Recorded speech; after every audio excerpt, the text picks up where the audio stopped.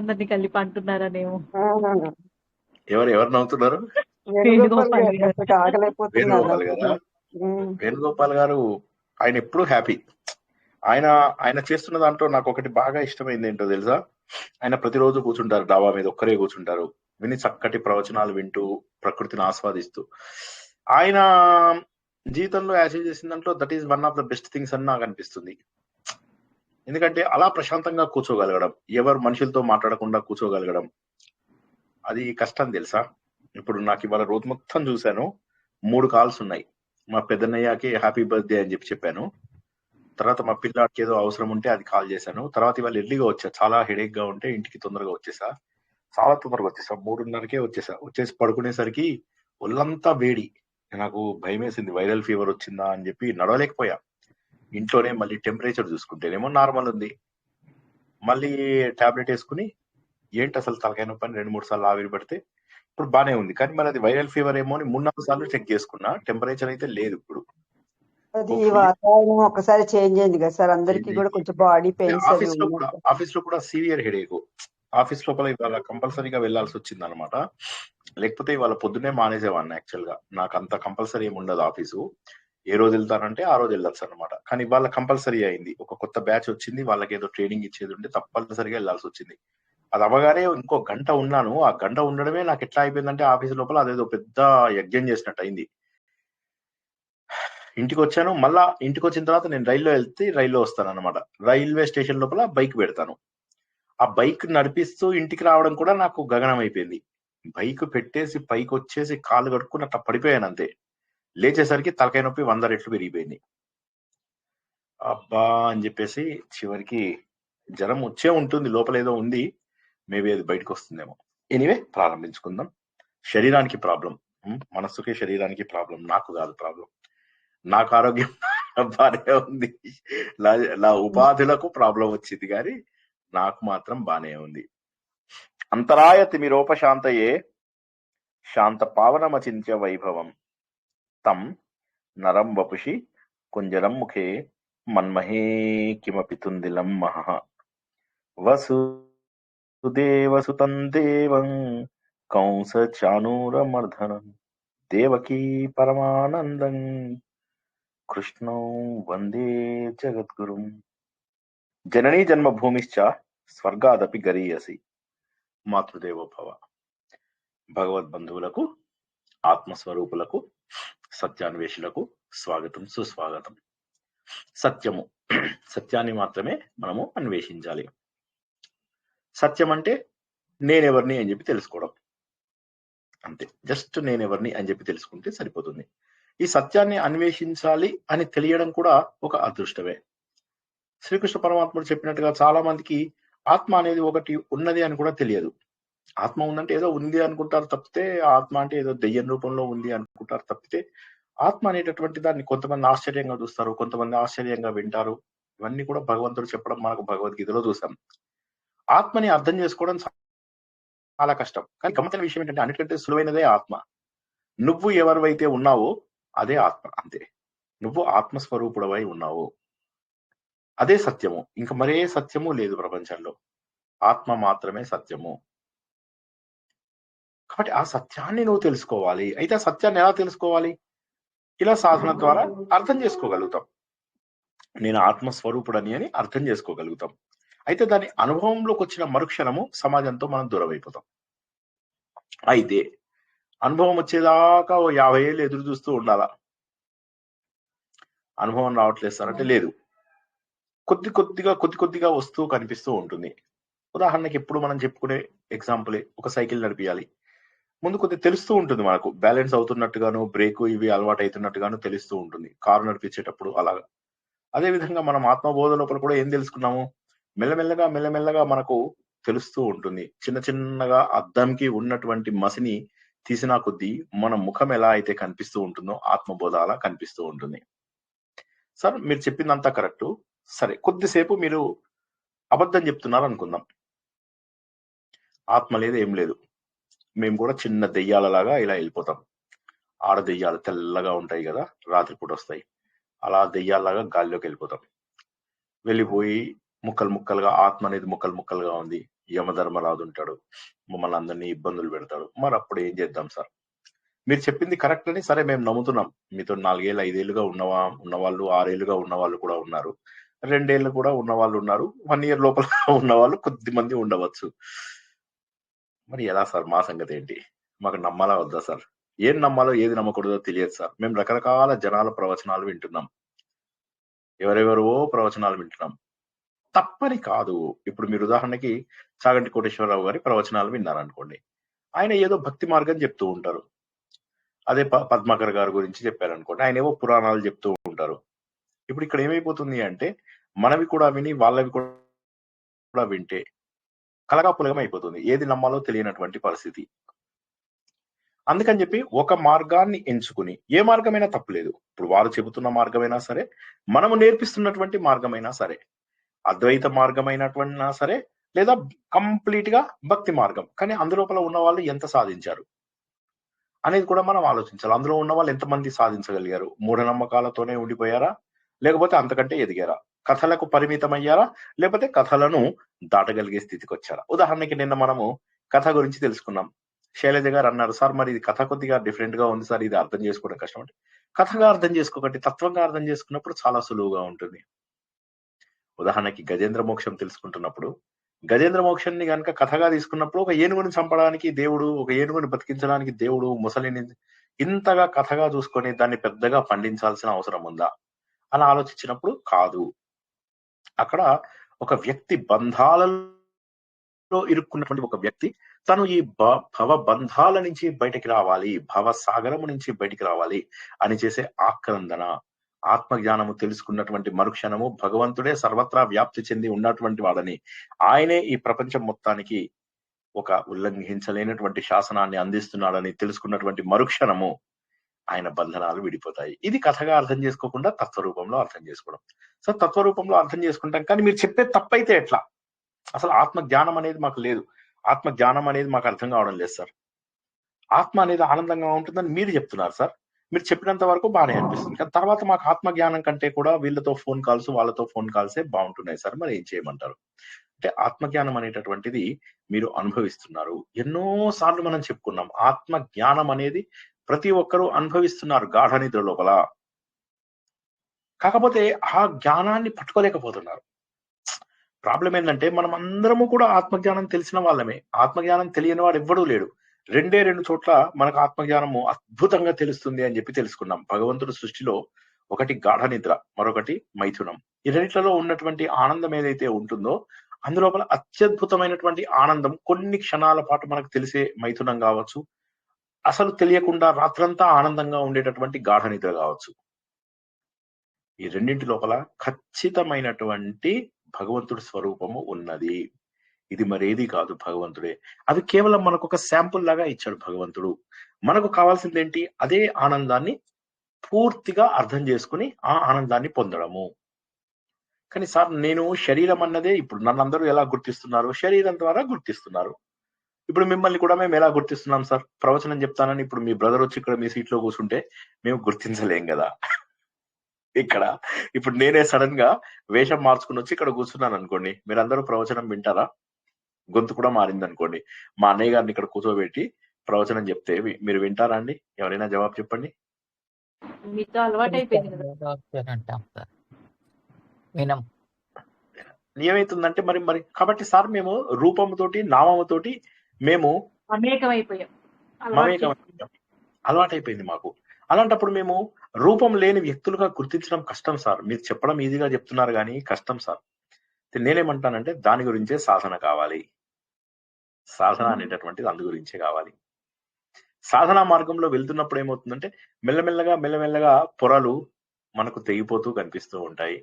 ఒక్కొక్క పొర విడిపోతూ ఉంటే ఆనందం అనేది తెలుస్తుంది. సార్, మీరు చెప్తున్నదంతా నిజమా? నిజం.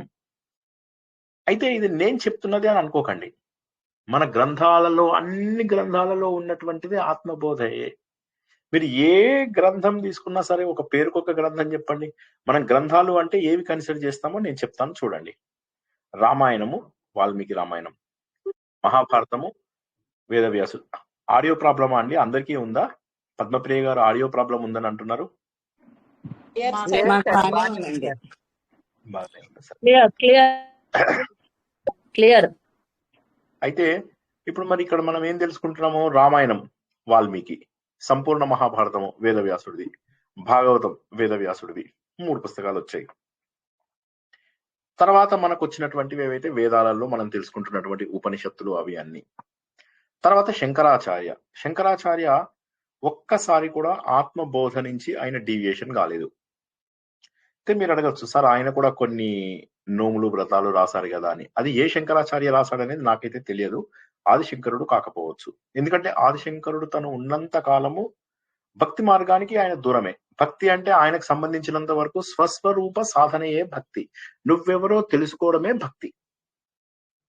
కాబట్టి ఆయన గ్రంథాలన్నీ కూడా మన వేదాలని డీవియేట్ అవ్వలేదు. ఇప్పుడు కనుక మీరు తీసుకున్నట్లయితే వైష్ణవ సాంప్రదాయం తీసుకోండి. వైష్ణవ సాంప్రదాయంలో వేదాల నుంచి వాళ్ళు డీవియేట్ అయిపోయారు. తమిళ భాష గొప్పది, తమిళ ప్రబంధాలు, ద్రవిడ ప్రబంధాలు గొప్పవి, ఇలా స్టార్ట్ అయ్యి భక్తి మార్గం అనేది కొంత ఉపయోగించారు. అంటే అది పనిచేయదా? తప్పకుండా పనిచేస్తుంది.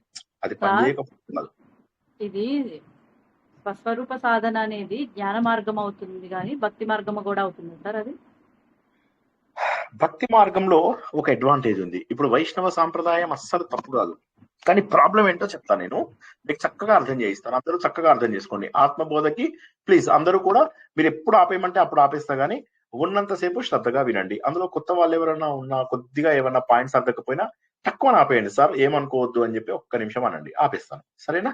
ప్లీజ్ మీరు కొద్దిగా శ్రద్ధ చూపిస్తే మీరు ఎంతో జ్ఞానాన్ని పొందుతారు. రేపు మరి క్విజ్ కూడా ఉంది, మీరు చక్కటి ఉదాహరణలు చెప్పి నన్ను సంతోష పెట్టాలి. ఓకేనా? సో నాకు సన్యాసం ఇప్పించే బాధ్యత మీ అందరి చేతుల్లో పెడుతున్నాను నేను. సో ఇక ఇక్కడ మనం గుర్తించాల్సినటువంటి చిన్న విషయం, భక్తి మార్గం గొప్పదా, జ్ఞాన మార్గం గొప్పదా అన్నప్పుడు ఏమైతుందంటే, ఒక దారిలో వెళ్ళేంత వరకు ఏ మార్గమైనా కూడా మనకు ఆనందాన్ని ఇస్తుంది. కానీ అల్టిమేట్లీ అన్ని కూడా జ్ఞానం లోపల పరిసమాప్తి కావాలి. ఎక్కడ చెప్పారండి ఇది? ఈ మాట ఎక్కడ చెప్పారు? కర్మలో ధర్మం, భక్తిలో భావన, జ్ఞానంలో ఆలోచన, జ్ఞానే పరిసమాప్తి. అది కరెక్టే, కానీ అన్ని కూడా వెళ్ళి జ్ఞానంలో పరిసమాప్తి అవుతాయి. జ్ఞానంలో అవును సార్. 17వ అధ్యాయంలో చెప్పినట్టుందండి. 17 కాదు, జ్ఞానే పరిసమాప్తి.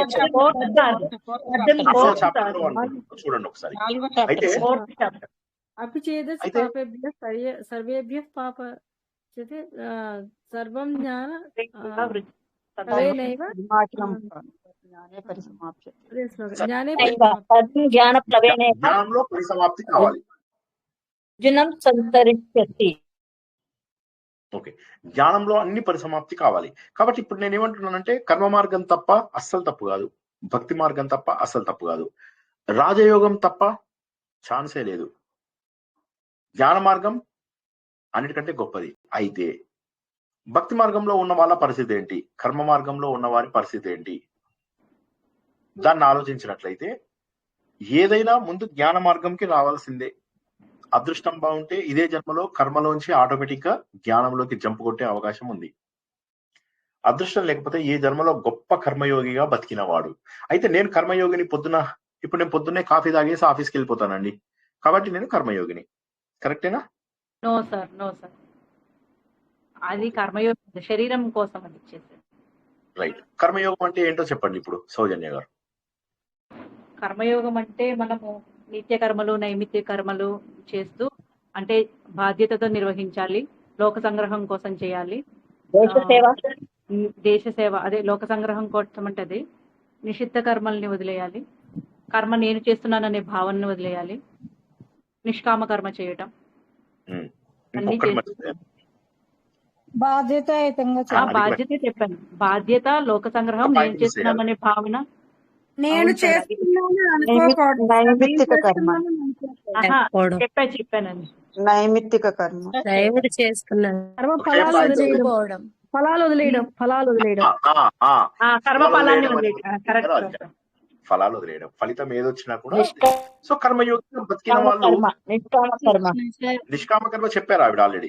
ఫలితం ఏదొచ్చినా యాక్సెప్ట్ చేయటం, ఫలితం ఏదొచ్చినా అది చెప్పారు. అది ఇప్పుడు ఒక్కటి మీరు మిస్ అయ్యారు, ఆ ఒకటి కూడా మిగతా వాళ్ళ సహాయంతో చక్కగా చెప్పగలిగారు. వీళ్ళు గొప్పవాళ్ళు కాదా అంటే వీళ్ళు మహానుభావులు, కానీ అందరూ కర్మయోగులుగా మారరు. ఇప్పుడు చాలా మంది కర్మయోగులు అంటే ఏమంటారంటే, ఏమిటండి కర్మయోగం అంటే తెలుసా మీకు? మా ఇంట్లో అన్ని బాధ్యతలు చేస్తున్నాను నేను, అందరికి వండి పెట్టట్లేదు, వీళ్ళందరికీ అలాగే పెరిగారా ఆ పిల్లలు, అంతంత పెద్దవాళ్ళు ఎలా అయ్యారు? ఇదే కర్మయోగం అండి. నా జీవితం అంతా త్యాగం చేశాను వీళ్ళ కోసం అంటారు. కానీ ఒక్కసారి ఆలోచించండి, పిల్లల కోసం మనం జీవితం త్యాగం చేశాము అంటే అది అబద్ధం అండి. ఎందుకంటే మీకు బృహద అరణ్యక ఉపనిషత్తు అని అందులోపల ఆయన భార్యల్ని ఇద్దరిని వదిలేసి నేను తపస్సుకి వెళ్ళిపోతాను అంటే, ఒక భార్య ఏమంటుంది, లేదు నేను నీతోటి వస్తాను, నువ్వు మమ్మల్ని వదిలేసి వెళ్తున్నావు, నీ డబ్బు నీ ఆస్తులు ఇవన్నీ మాకు ఇస్తున్నావు అంటే వీటన్నిటికంటే కూడా గొప్పదాన్ని వెతుక్కుంటూ వెళ్తున్నావు అని తను కూడా అడిగితే, చివరికి ఆవిడ బలవంత పెడితే అప్పుడు ఆవిడకి ఆత్మబోధ చేస్తాడు. ఆత్మబోధ ప్రకారం ఏంటంటే, ఈ ప్రపంచంలో నేను వేరే వాళ్ళ కోసం బతుకుతున్నాను అనేది మూర్ఖత్వం. ఏ పని చేసినా మన ఆనందం కోసమే చేస్తాం. ఉదాహరణకి చిన్నపిల్లలకి ఏ డ్రెస్ వేస్తే బాగుంటారండి? బేబీస్ కి ఏ డ్రెస్ వేస్తే బాగుంటారు? ఏది వేసినా బాగానే ఉంటుంది సార్. మనకు నచ్చింది వేస్తాం సార్. వాళ్ళకి ఏది తెలియదు. మనకు నచ్చింది వేస్తాం వాళ్ళకి ఎప్పుడు. మనకు నచ్చింది వేస్తాం, వాళ్ళ కోసం సెలెక్షన్ చెయ్యం మనం, మన కోసం సెలెక్షన్ చేస్తాం. అవునా కదా? సో కాబట్టి ఏంటంటే ఏదైనా కూడా మనము ఆనందాన్ని వెతుక్కోవడంలోనే మన జీవితం అంతా గడిచిపోతుంది. మనమే ఆనందాన్ని వెతుక్కుంటూ ఉంటాం, మనమే వారి జీవితాలలో ఆనందాన్ని వెతుక్కుంటూ ఉంటాం. కాబట్టి ఏంటంటే పిల్లలు అభివృద్ధి చెందాలంటే మనం ఆనందం చెందుతాం. అంటే మనం ఏం చేస్తున్నాము అంటే పూర్తిగా మన ఆనందం కోసమై వాళ్ళని మనము వాడుకుంటున్నాం అంతే. భర్త గాని, భార్య గాని, తల్లి గాని, తండ్రి గాని, ఈ ప్రపంచంలో స్వార్థం లేనిది ఒక్క భగవంతుడు మాత్రమే. అయితే ఈ ప్రేమలని నేను కాదని అనలేను, ఈ ప్రేమలు లేనిదే బతకడం కష్టం. ఇప్పుడు మా అమ్మగారు లేనిదే నిజం చెప్పాలంటే మొన్న ఒక రోజు సడన్ గా ఏదో విషయం చెప్పుకోవాలనిపించింది. అమ్మ ఉంటే నేనేమనుకున్నానంటే సరేలే ఒక గంట అయ్యాక అమ్మ దగ్గరికి మర్చిపోయా తెలుసా నేను. ఇక చెప్పలేను, ఇంతకంటే ఎక్కువ చెప్తే ఎమోషనల్ అయిపోతాను. కానీ వెళ్ళిపోవాలి అమ్మ దగ్గరికి వెళ్ళి చెప్తాను. తర్వాత జ్ఞాపకం వచ్చింది, అమ్మ లేదు కదా. సో ఖచ్చితంగా ఈ బంధాలు భగవంతుడు ఎందుకు పెట్టాడో తెలియదు. అత్యంత దుర్లభమైనటువంటివి బంధాలను ఛేదించడం. కొంతవరకు మాత్రమే మనం సాధించగలం, కొంతవరకు మాత్రమే మనము సాధించగలము. పూర్తిగా సాధించడం అసంభవం. అయితే ఈ కొంత అనే దగ్గర మనము లిమిట్ పెట్టుకోకపోతే ఏమవుతుందంటే బంధాలు పెరిగిపోతూ ఉంటాయి. మనవళ్ళు, మనవరాళ్ళు, ముని మనవాళ్ళు అవన్నీ పెరిగిపోతూ ఉంటాయి. కాబట్టి కర్మ మార్గం గొప్పదా? గొప్పది. కర్మ మార్గము పూర్తి చేసిన తర్వాత ఇది కర్మ మార్గం అనుకోండి, ఇది జ్ఞాన మార్గం అనుకోండి, ఇంకా చిన్న గ్యాప్ ఉంది అంతే. కర్మ నుంచి జ్ఞానంలోకి దుంకడానికి చిన్న బ్రిడ్జ్ కావాలంతే. కర్మ మార్గం చేసిన వాళ్ళు జ్ఞాన మార్గానికి అద్భుతంగా వెళ్ళగలుగుతారు. కాబట్టి భగవద్గీత మొత్తము కూడా కర్మయోగం గురించి చెప్పాడు. సో కర్మయోగాన్ని మనం తక్కువ అంచనా వేసే అవకాశమే లేదు. జనకుడు గురించి చెబుతూ ఆయన ఏమంటాడు, జనకుడు లాంటి వాళ్ళు ఉన్నారు, వాళ్ళందరూ కూడా కర్మయోగులు గారా? కర్మయోగులు ఉండి జ్ఞానయోగులుగా మారిన వాళ్ళు లేరా? జ్ఞానయోగి అయినటువంటి శుకబ్రహ్మ కర్మయోగి అయినటువంటి జనకుడు దగ్గరికి వెళ్ళి జ్ఞాన మార్గం అంతా కూడా నేర్చుకుని వస్తాడు. అంటే ఏంటంటే కర్మయోగులలో జ్ఞానం ఉండదా? ఉంటుంది. కానీ వాళ్ళు ఏంటంటే కర్మకు అటాచ్ అవ్వకుండా వాళ్ళు సత్యాన్ని తెలుసుకున్న వాళ్ళై ఉంటారు. కాబట్టి కర్మను సక్రమంగా నిర్వర్తిస్తారు. ఇప్పటి వరకు అర్థం కాని వాళ్ళు ఒక్కసారి అడగండి. 2వ పార్ట్లోకి వెళ్ళాలి నేను.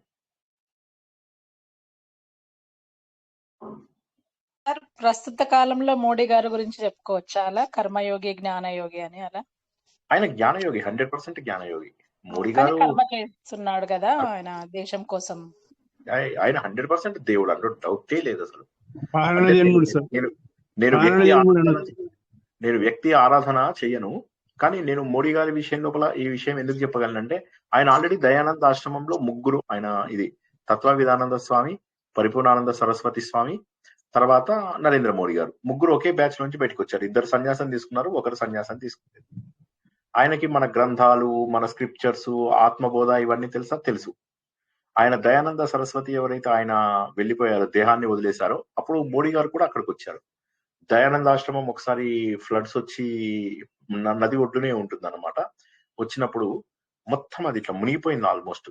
అప్పుడు కూడా మోడీ గారు అక్కడికి వచ్చి ప్రత్యక్షంగా విజిట్ చేశారు. దయానంద ఆశ్రమానికి వచ్చి అక్కడ ఊడవడము, ఇలాంటి పనులు ఏవైతే సేవా పనులు ఉంటాయో, పువ్వులు తెంపడము, పువ్వులు కట్టడము, ఇవన్నీ కూడా మోడీ గారు అక్కడ చేసినటువంటి వారు. సో వారు పూర్తి స్థాయి జ్ఞానయోగి, అందులో ఎటువంటి అనుమానం లేదు. కానీ బాధ్యత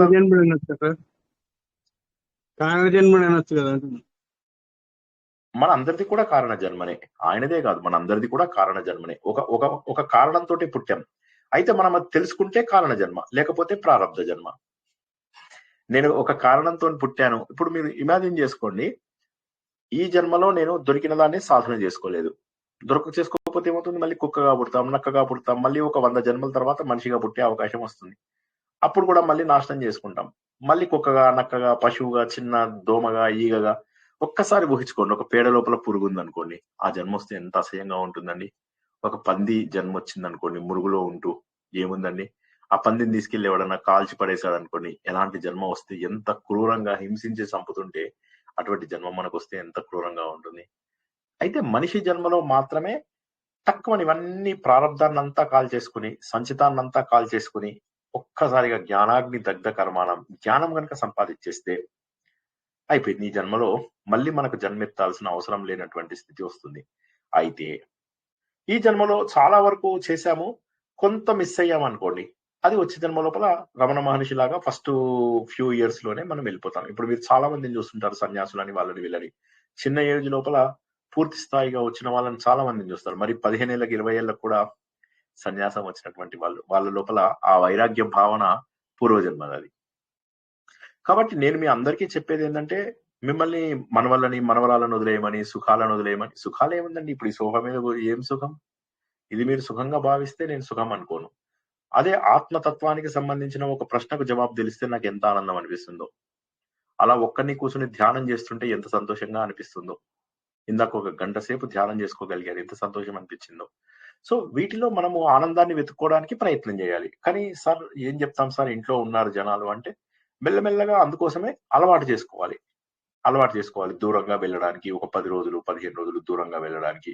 సార్ మీరు తీసుకెళ్తేనే వస్తామంటే ఇక మీ లైఫ్ లో అది ఎప్పటికి తీరుతుందో తెలియదు. కాబట్టి నేనేమంటానంటే, మీరే ఒక 10 మంది 20 మంది గ్రూపులుగా తయారై కేవలం ధ్యానం చేసుకో, అక్కడికి వెళ్ళి మళ్ళీ వదినే ఆన్ కూతురు అని మళ్ళీ స్టార్ట్ చేశారంటే మొదటికి వస్తుంది. సో కాబట్టి ఏ విధమైనటువంటి డీవియేషన్స్ లేకుండా కొత్త ప్రదేశానికి వెళ్ళి చక్కటి ప్రశాంత జీవనాన్ని గడిపి మళ్ళీ వెనక్కి వచ్చేయండి, పర్వాలేదు, అది చాలు. ఒక్కొక్కసారి ఏమవుతుందంటే, ఇప్పుడు నేను మొట్టమొదటిసారిగా ఋషికేశ్కి వెళ్ళినప్పుడు అసలు నాకు ఏమైందో తెలియదు. అసలు మా పెద్దన్నయ్య గారితో వెళ్ళాను అన్నమాట ఋషికేశ్ ఉత్తగా చూద్దామని. వెళ్తే లక్ష్మణ దేవాలయం, ఎవరైనా లక్ష్మణ దేవాలయం, రాముడు, లక్ష్మణుడు, భరతుడు, శత్రుఘ్నుడు, 4 దేవాలయాలు ఉంటాయన్నమాట హరిద్వార్ ఋషికేశ్ లో. అయితే లక్ష్మణ దేవాలయంలో కూర్చోగానే మా అన్నయ్యతో చెప్పాను, అరే నేను కొద్దిసేపు ధ్యానం చేసుకుంటాను అని కూర్చున్నాను.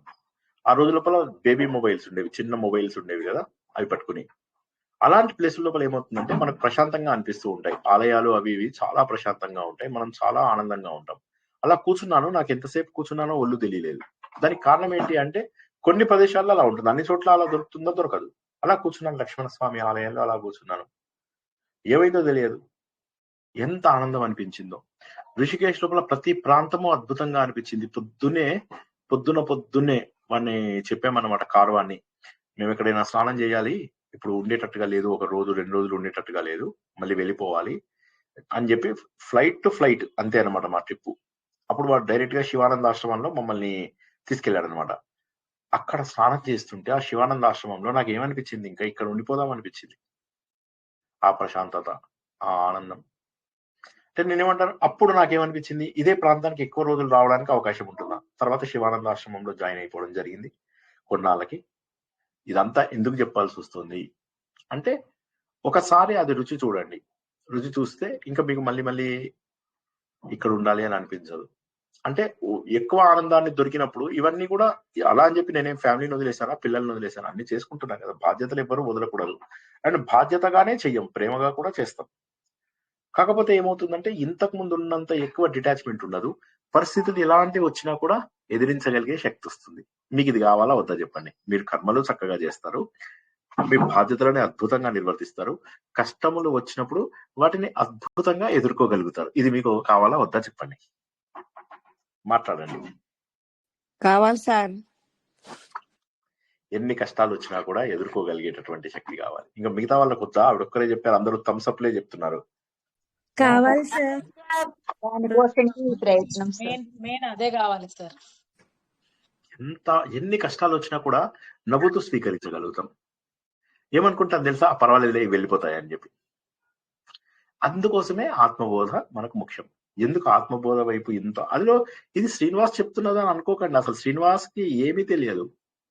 ఇది మన గ్రంథాలలో చెప్పినటువంటిది. అనుభవపూర్వకంగా ఎంతో కొంత తెలుసుకున్నాను కానీ మన గ్రంథాలలో మాటి మాటికి చెప్పినటువంటి విషయమే ఇది.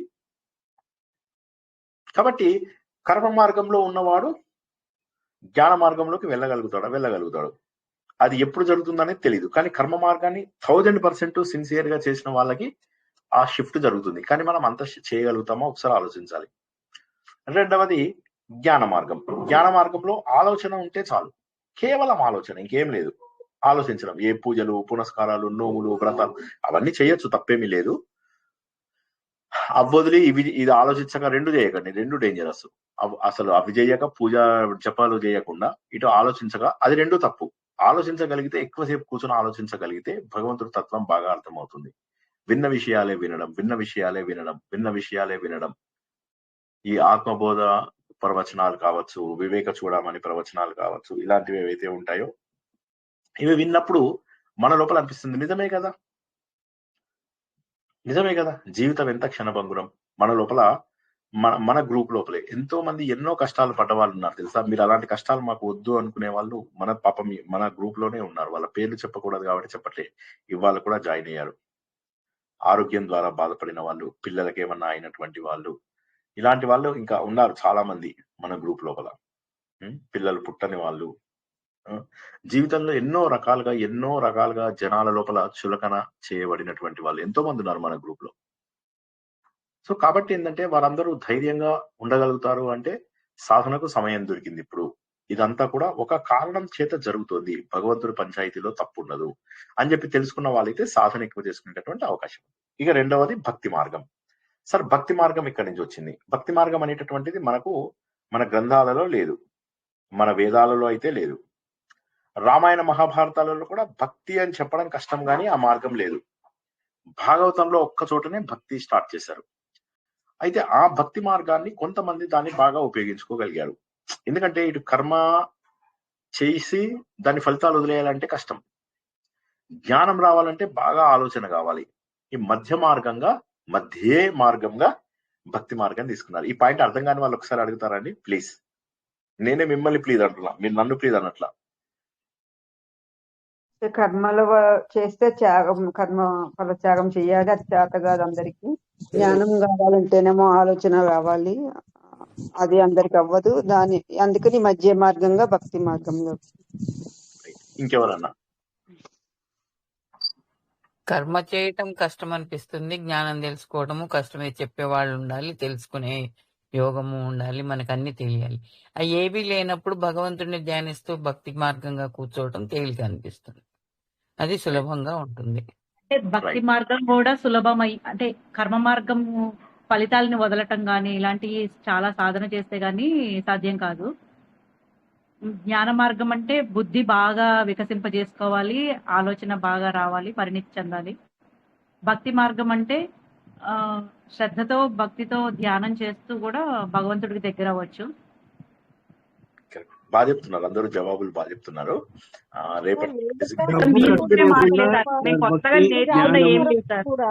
సూర్యశ్రీ గారు, తర్వాత వేణుగోపాల్ గారు. సూర్యశ్రీ గారు మాట్లాడండి, తర్వాత వేణుగోపాల్ గారు చెప్పండి. మరి వేదవ్యాసుడికి అన్ని రాసిన తర్వాత కూడా సంతోషం కలగలేదు, ఆయన బాధపడుతుంటే నారద మహాముని చెప్పారు కదా, ఎన్ని రాసినా ప్రేమ మార్గం లేదు వేదాలలో, వేటిలో కూడా జ్ఞాన మార్గమే గాని ప్రేమ మార్గం లేదని అది రాసిన తర్వాత, భాగవతం రాసిన తర్వాత మాత్రమే ఆయనకి అంత జ్ఞాని అయినా కూడా ఆయనకి ఆనందం కలిగింది. అలా అంటే ఈ మార్గం చాలా సులువైంది అని. చాలా బాగా చెప్పారు, వేణుగోపాల్ గారు చెప్పండి.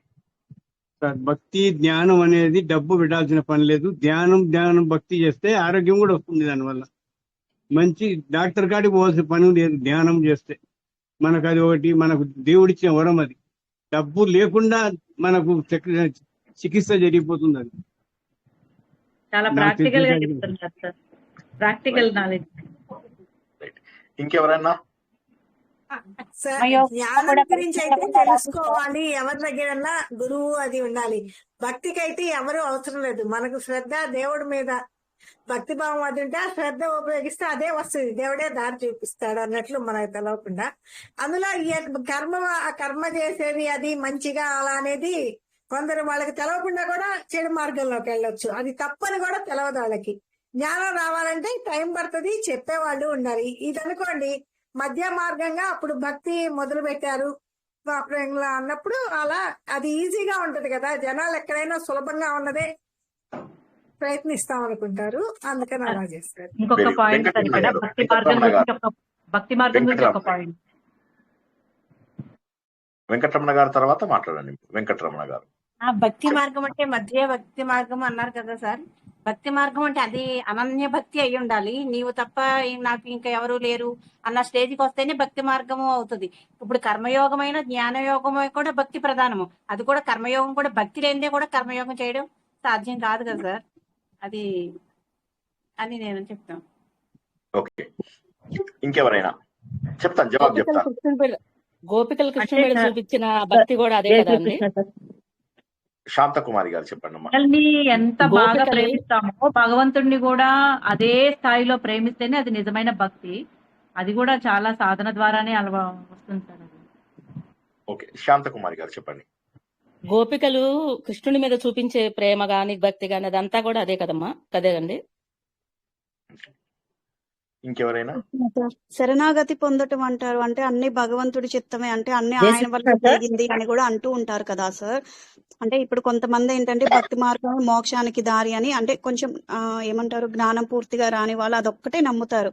అంటే విశ్వాసము అంటే పూర్తిగా ఆయనకే శరణాగతి ఇచ్చేసి అన్ని ఆయన వల్లే అవుతాయి, అనన్య భక్తి ఇవన్నీ కూడా వస్తాయేమో కదా సార్. కొంచెం వరకే తెలుసు సార్. జయ శ్రీకృష్ణ సార్. సార్ కర్మయోగం అంటే కర్మ అంటే చాలా కష్టపడాలి. మనం అనుకున్నాం కదా అన్ని రకాల ఇవి అంటే కొన్ని దేశ సేవ ఇలాంటివన్నీ చేయాలి. నిష్కామ కర్మ ఫలితం ఆశించకుండా చేయడం అన్ని కొంచెం కష్టంగా అనిపించవచ్చు. జ్ఞాన మార్గంలోకి వెళ్ళాలంటే మనం ధారణ చెయ్యాలి, ఈ శాస్త్రాలు అవన్నీ చదవాలి, అంత నాలెడ్జ్ సంపాదించుకోవాలి. ఆ తర్వాతే జ్ఞానం అన్నది మనకి కొంచెం క్లిక్ అవుతుంది. అంత ఈజీ కాదు జ్ఞానం అన్నది ఓవర్ నైట్. అంటే అది ఏమైనా ప్రారంధం ఉండి ఏదో పూర్వజన్మ సుకృతం ఉంటే వెంటనే క్లిక్ అవుతుందేమో, కానీ లేకపోతే దానికి అంత సాధన చేయాలి. సో రెండిటికి మధ్యన ఉన్నది భక్తి మార్గం. కానీ అంత కనిపిస్తున్నంత సులువు భక్తి మార్గం కూడా కాదని నేను అనుకుంటున్నాను సార్. ఎందుకంటే భక్తి అంటే ప్రేమ, అన్కండిషనల్ లవ్. ఆ అన్కండిషనల్ లవ్ నువ్వు చూపించగలుస్తున్నావా? దేవుడు ప్రతి చూపించడం అంటే ముందు నీ ప్రతి నువ్వు చూపించుకోవాలి, నీ సరౌండింగ్స్ లో ఉన్న వాళ్ళ ప్రతి చూపించగలగాలి. Unconditional love. భక్తి అంటే ప్రేమ. ఆ ప్రేమ చూపించగలిస్తే మీకు ఆటోమేటిక్ గా జ్ఞానం కూడా వచ్చేస్తుందేమో నాకైతే అనిపిస్తుంది సార్. సో అది కూడా ఈక్వల్లీ డిఫికల్ట్. మధ్య మార్గం కావచ్చు అది, కానీ అది ఈజీ కాదు. మరి మన మీరాబాయి గాని లేకపోతే వీళ్ళందరూ ఉన్నారు కదా ఎగ్జాంపుల్స్, వాళ్ళు ఎంత కృషి చేశారు సార్, ఎంత వీళ్ళందరూ కూడా ఎంత కష్టపడ్డారు. చెప్పండి, వాళ్ళు చెప్తారా? ఒక పాయింట్ గుర్తొచ్చింది సార్. భక్తి అంటే అందరిలో మనం భగవంతుడిని చూస్తూ ఉంటాము. అందరిలో భగవంతుడిని చూడటం అంటేనే ఇవి అందరిలో భగవంతుడిని చూడటం అంటేనే జ్ఞానం సార్. అక్కడ భక్తి నుంచి జ్ఞానంలోకి వెళ్ళిపోతుంది. అది అందరిలో పరమాత్మని గుర్తించటమే, అందరిలో ఉన్నది పరమాత్మని గుర్తించటమే భక్తి. అంటే ఎక్కడ చూసినా భగవంతుడే కనపడుతూ ఉంటాడు. ఉద్ధవుడికి కానీ అక్రూరుడికి కానీ కనపడినట్టు ఎక్కడ చూసినా భగవంతుడే కనపడుతూ ఉంటాడు. అలా చూస్తూనే అంటే ఎక్కడ చూసినా భగవంతుడు కనపడటం అంటే జ్ఞానం కదా. ఉన్నది ఒకటే పరమాత్మ అని తెలుసుకుంటారు. దాని ద్వారా భక్తి బాగా పెరిగినప్పుడు జ్ఞానంలోనికి వెళ్తారు. పవిత్రం అవుతుంది అంటారు కదా సార్. భక్తి ద్వారా మనస్సు పవిత్రం అవుతుంది అని చెప్తారు. శ్రీదేవి గారు, నాగలక్ష్మి గారు ఒకరి తర్వాత ఒకరు చెప్పండి. సార్ నేను 3 సమానమే అంటాను సార్. ఫస్ట్ కర్మ కూడా అది నువ్వు నీలో సేవ గాని ఏది చేయాలన్నా కర్మ కూడా కరెక్ట్ మైండ్ అంటే నువ్వు కరెక్ట్ చేయగలిగితేనే భక్తికి వెళ్తావు. భక్తి కరెక్ట్ చేయగలిగితేనే జ్ఞానం వస్తుంది. ఈ 3 కూడా సరి సమానమని నేను నా మనసుకు అనుకుంటున్నాను సార్. అది కరెక్టా కాదా మీరు చెప్పండి. అయ్యో వెరీ గుడ్, బాగా చెప్తున్నారు. నాగలక్ష్మి చెప్పు. సార్ మనకి భగవద్గీతలో మీరు చెప్పిన దాని ప్రకారం కర్మయోగం ఫస్ట్, తర్వాత భక్తి యోగము, తర్వాత జ్ఞానయోగము. సో 3 యోగాలను అంటే 3 ఇంపార్టెంట్ కాబట్టే కదా శ్రీకృష్ణుల వారు 3 యోగాల గురించి మనకి చెప్పారు. సో 3 ఇంపార్టెంటే. అట్ ది సేమ్ టైం మనము ఆత్మబోధ స్టార్టింగ్ అప్పుడు నేర్చుకున్నాము బంధాలు అంటే ఏంటి, వైరాగ్యం అంటే ఏంటి. బంధాలు అంటే మన దేహంతో మనం ఏర్పరచుకునేవి, ఇతర దేహాలతో ఏర్పరచుకునే వస్తువులతో ఏర్పరచుకునేవి. మరి భక్తి అంటే ఏంటి, భగవంతునితో మనం ఏర్పరచుకున్నటువంటి బంధం ఏదైతే ఉందో అది భక్తి.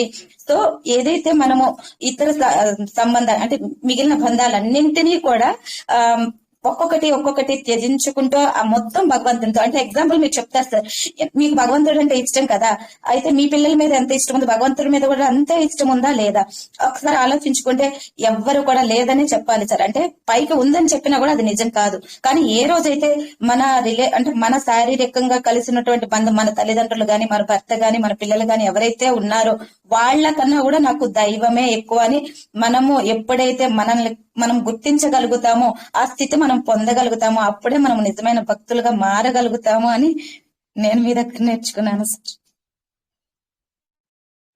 ఫస్ట్ లో ఒక పాయింట్ చెప్పారు, భక్తి మార్గము పూర్తిగా మూర్ఖత్వం తొలగించదు, అవిద్య తొలగించదు, ఓన్లీ కాన్సన్ట్రేషన్ మాత్రమే పెంచుతుంది అని ఆత్మబోధ స్టార్టింగ్ లో చెప్పారు సార్. రైట్ చెప్తాను. ఇప్పుడు ఇప్పటి వరకు మీరు చెప్పినవి ఎంత బాగున్నాయంటే యాక్చువల్ గా రేపటి క్విజ్ కాదు, ఇవ్వాలని నేను సంతోషపడిపోయా ఫస్ట్ ఆఫ్ ఆల్.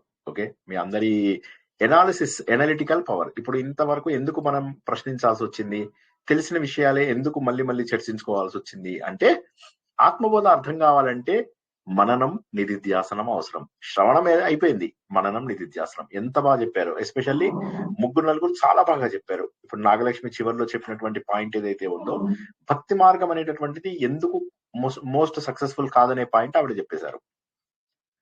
ఎందుకు సక్సెస్ఫుల్ కాదు అంటే, భక్తి అంటే అనన్య భక్తి. ఇదే పాయింట్ వేరే వాళ్ళు కూడా 2-3 చెప్పారు. అనన్య భక్తి, అన్య, నా ప్లస్ అన్య, అక్కడ సంధి కనుక విడదీస్తే నా ప్లస్ అన్య అని అన్య అవుతుంది. అది నా ప్లస్ అన్య, వేరే వారి పైన ప్రేమ లేకుండా ఎంతైతే ప్రేమ చూపించాలో మొత్తం దేవుడి పైన చూపించడం. అనన్య భక్తి స్థాయికి వెళ్ళడం చాలా కష్టం. మీరు ఇప్పుడు మీ పిల్లల్ని ప్రేమించినట్టుగా దేవుణ్ణి ప్రేమించండి అంటే వదిలేస్తారు, ముందు దేవుణ్ణి వదిలేస్తారు జనాలు. ఎక్కువ మంది, మీరని కాదు, ఎక్కువ మంది వదిలేస్తారు. ఇక రెండవది, గోపికలు శ్రీకృష్ణుడి మీద చూపించింది అది భక్తి, ఓకే కరెక్టే, కానీ అక్కడ జరిగింది వేరు. వారికి ప్రారంభం నుంచి వచ్చినటువంటిది. వాళ్ళు కొన్ని కోట్ల జన్మలుగా ఎదురు చూస్తున్నారు భగవంతుడు వారికి ఎప్పుడు మోక్షం కలిగిస్తారా అని చెప్పి. ఎవరైతే కొద్దిలో మిస్ అయ్యారు, ఎవరు శాంతకుమారి గారు అన్నట్టున్నారు ఈ పాయింట్, వారికి జవాబు. కొన్ని కోట్ల జన్మల నుంచి కొంతమంది భగవంతుడి మోక్షం ఇస్తారని చెప్పి ఎదురు చూస్తున్నారు అనమాట. చూస్తుంటే వాళ్ళందరికీ భగవంతుడు ఏమనుకున్నారంటే, మళ్ళీ కలియుగం వస్తే ఇంకా వీళ్ళకి అవకాశం లేదు, కొద్దిలో మిస్ అయ్యారు వీళ్ళు. చాలా చిన్న పాయింట్, నిన్న చెప్పుకున్నటువంటి అహంకారం అనే చిన్న పాయింట్ తప్ప అన్ని రకాలుగా కూడా వీరు పరిపూర్ణలే. పాప మా ఒక్క పాయింట్ గురించి ఆపడం ఎందుకు, చలో వన్ డ్రైవ్, స్పెషల్ డ్రైవ్ చేసి ఇచ్చేద్దాం అందరికీ మోక్షం. అది శ్రీకృష్ణుడి జన్మ యొక్క మొదటి పర్పస్. రెండవ పర్పస్ ఈ భూమి మీద ఉన్న భారం తగ్గించడం. అది కూడా మొత్తం మాక్సిమం పాపాత్ములందరినీ లేపేస్తాడు ఆయన. లేపేసి గోపికగానం, గీతాగానం.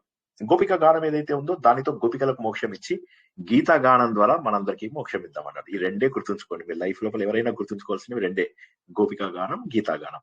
అయితే ఇప్పుడు శాంతకుమారి గారు చెప్పిన దాంట్లో గోపికా గానం మంచిది కదా, ఎస్. కానీ ఆ గోపికా గానం దాన్ని భక్తిగా తీసుకోవాలా, జ్ఞానంగా తీసుకోవాలా అనే ఆలోచన వస్తే అది భక్తి ప్లస్ జ్ఞానం అవుతుంది. అయితే ఆ భక్తి వాళ్ళకి ఎక్కడి నుంచి వచ్చింది అంటే, భగవంతుడు ఆయన అని తెలుసు కాబట్టి. భర్తని ఇంట్లో వదిలేసి వస్తారు, పిల్లల్ని ఇంట్లో వదిలేసి వస్తారు, అత్తమామల్ని ఇంట్లో వదిలేసి వస్తారు, తల్లిదండ్రులను ఇంట్లో వదిలేసి వస్తారు, చిన్న పిల్లలకు పాలిస్తున్న వాళ్ళు బయటకు వచ్చేస్తారు, ఆవుకి ఫుడ్ పెడుతున్నటువంటి వాళ్ళు, గడ్డి పెడుతున్నటువంటి వాళ్ళు బయటకు వచ్చేస్తారు. అందరూ అన్ని వదిలేసి రాగలుగుతారు. అది భక్తి కాదు, దాన్ని జ్ఞానము అంటారు. ఎందుకు జ్ఞానము? అనన్య భక్తి జ్ఞానానికి దారితీస్తుంది. అనన్య భక్తి అంటే భక్తే, కానీ అది జ్ఞానానికి దారితీస్తుంది. భక్తి యొక్క పరాకాష్ఠయే జ్ఞానము. ఇందాక మళ్ళీ మన భగవంతుడు అని తెలుసు కదా సార్ అండి, ఆయన భగవంతుడు అని తెలుసు కాబట్టి వాళ్ళు తెలుసు చేశారు, కరెక్ట్. అది పూర్వజన్మ సుకృతం వాళ్ళకి. అందుకే వాళ్ళకి సార్ భగవద్గీతలో కూడా 10వ అధ్యాయంలో బుద్ధి యోగాన్ని కూడా, అంటే మీ భక్తి అన్ని నాకు వదిలేస్తే బుద్ధి యోగాన్ని కూడా నేను ఇస్తాను అని చెప్పారు కదా. ఒక్క నిమిషం, కొద్దిగా ఈ పాయింట్ అయిపోయాయండి. సో కాబట్టి ఏం చేస్తున్నాడు భగవంతుడు? భగవంతుడి దగ్గరికి వాళ్ళు వెళ్ళి ఏమంటారు? ఈయన అంటాడు, ఏంటని ఇంట్లో అందరిని వదిలేసి వచ్చారంటే నీకు తెలియదా అంటారు వాళ్ళు డైరెక్ట్ గా. ఎందుకంటే వాళ్ళందరూ ఎవరు? ఋషులు. గోపికలందరూ ఆడవాళ్ళు కాదు. గోపికలందరినీ మనం కథ రూపంలో తెలుసుకోకూడదు ఎప్పుడు భాగవతాన్ని. ఆడవాళ్ళు కాదు వీరందరూ కూడా. వీరందరూ కూడా జ్ఞానులు, మహానుభావులైనటువంటి ఋషులు. కోట్ల జన్మలుగా ఎదురు చూస్తున్నారు ఇక వస్తుంది మోక్షం అని. నీకు తెలీదా? నువ్వు తప్ప మాకెవరూ అవసరం లేదని. రాసము అంటే ఏమిటి చెప్పండి ఎవరైనా? రాసము అంటే ఏంటి? భగవంతుని అనుభూతి చెందటం.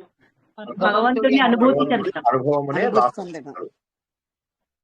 రాసలీల అంటే శ్రీకృష్ణుడు ఆడవాళ్ళతో డాన్స్ చేయడం కాదు. రాసలీల అనగా భగవంతుడి యొక్క అనుభవాన్ని పొందడము. భగవంతుడి యొక్క అనుభవాన్ని అంటే ఏంటి? నేను భగవంతుడితో సమానం అని. నిన్నటిది కిరాతార్జునేయం చెప్తున్నప్పుడు మనం చివరి స్టేజ్కి వెళ్ళలేదు. కిరాతార్జునేయంలో చివరి స్టేజ్ చెప్పేస్తాను ఇవాళ, ఏం పర్వాలే. కొట్టుకుంటా ముందు అస్త్రాలతో వేసుకుంటారు, తర్వాత ముందు శస్త్రాలు, తర్వాత అస్త్రాలు, ముందు వాదన, అస్త్రాలు, శస్త్రాలు అన్ని అయిపోయాక లాస్ట్ లోపల మల్ల యుద్ధం చేసుకోవడానికి ముందుకు వస్తారు.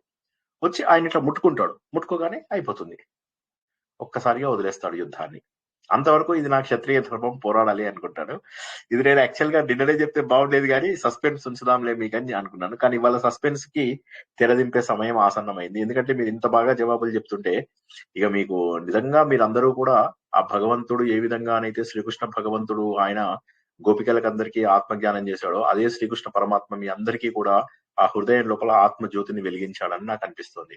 చాలా బాగా చెప్తున్నారు జవాబులు, ఆలోచిస్తూ చెప్తున్నారు, రిఫరెన్స్ ఇస్తూ చెప్తున్నారు. This is where I understand everybody has got some very very good knowledge.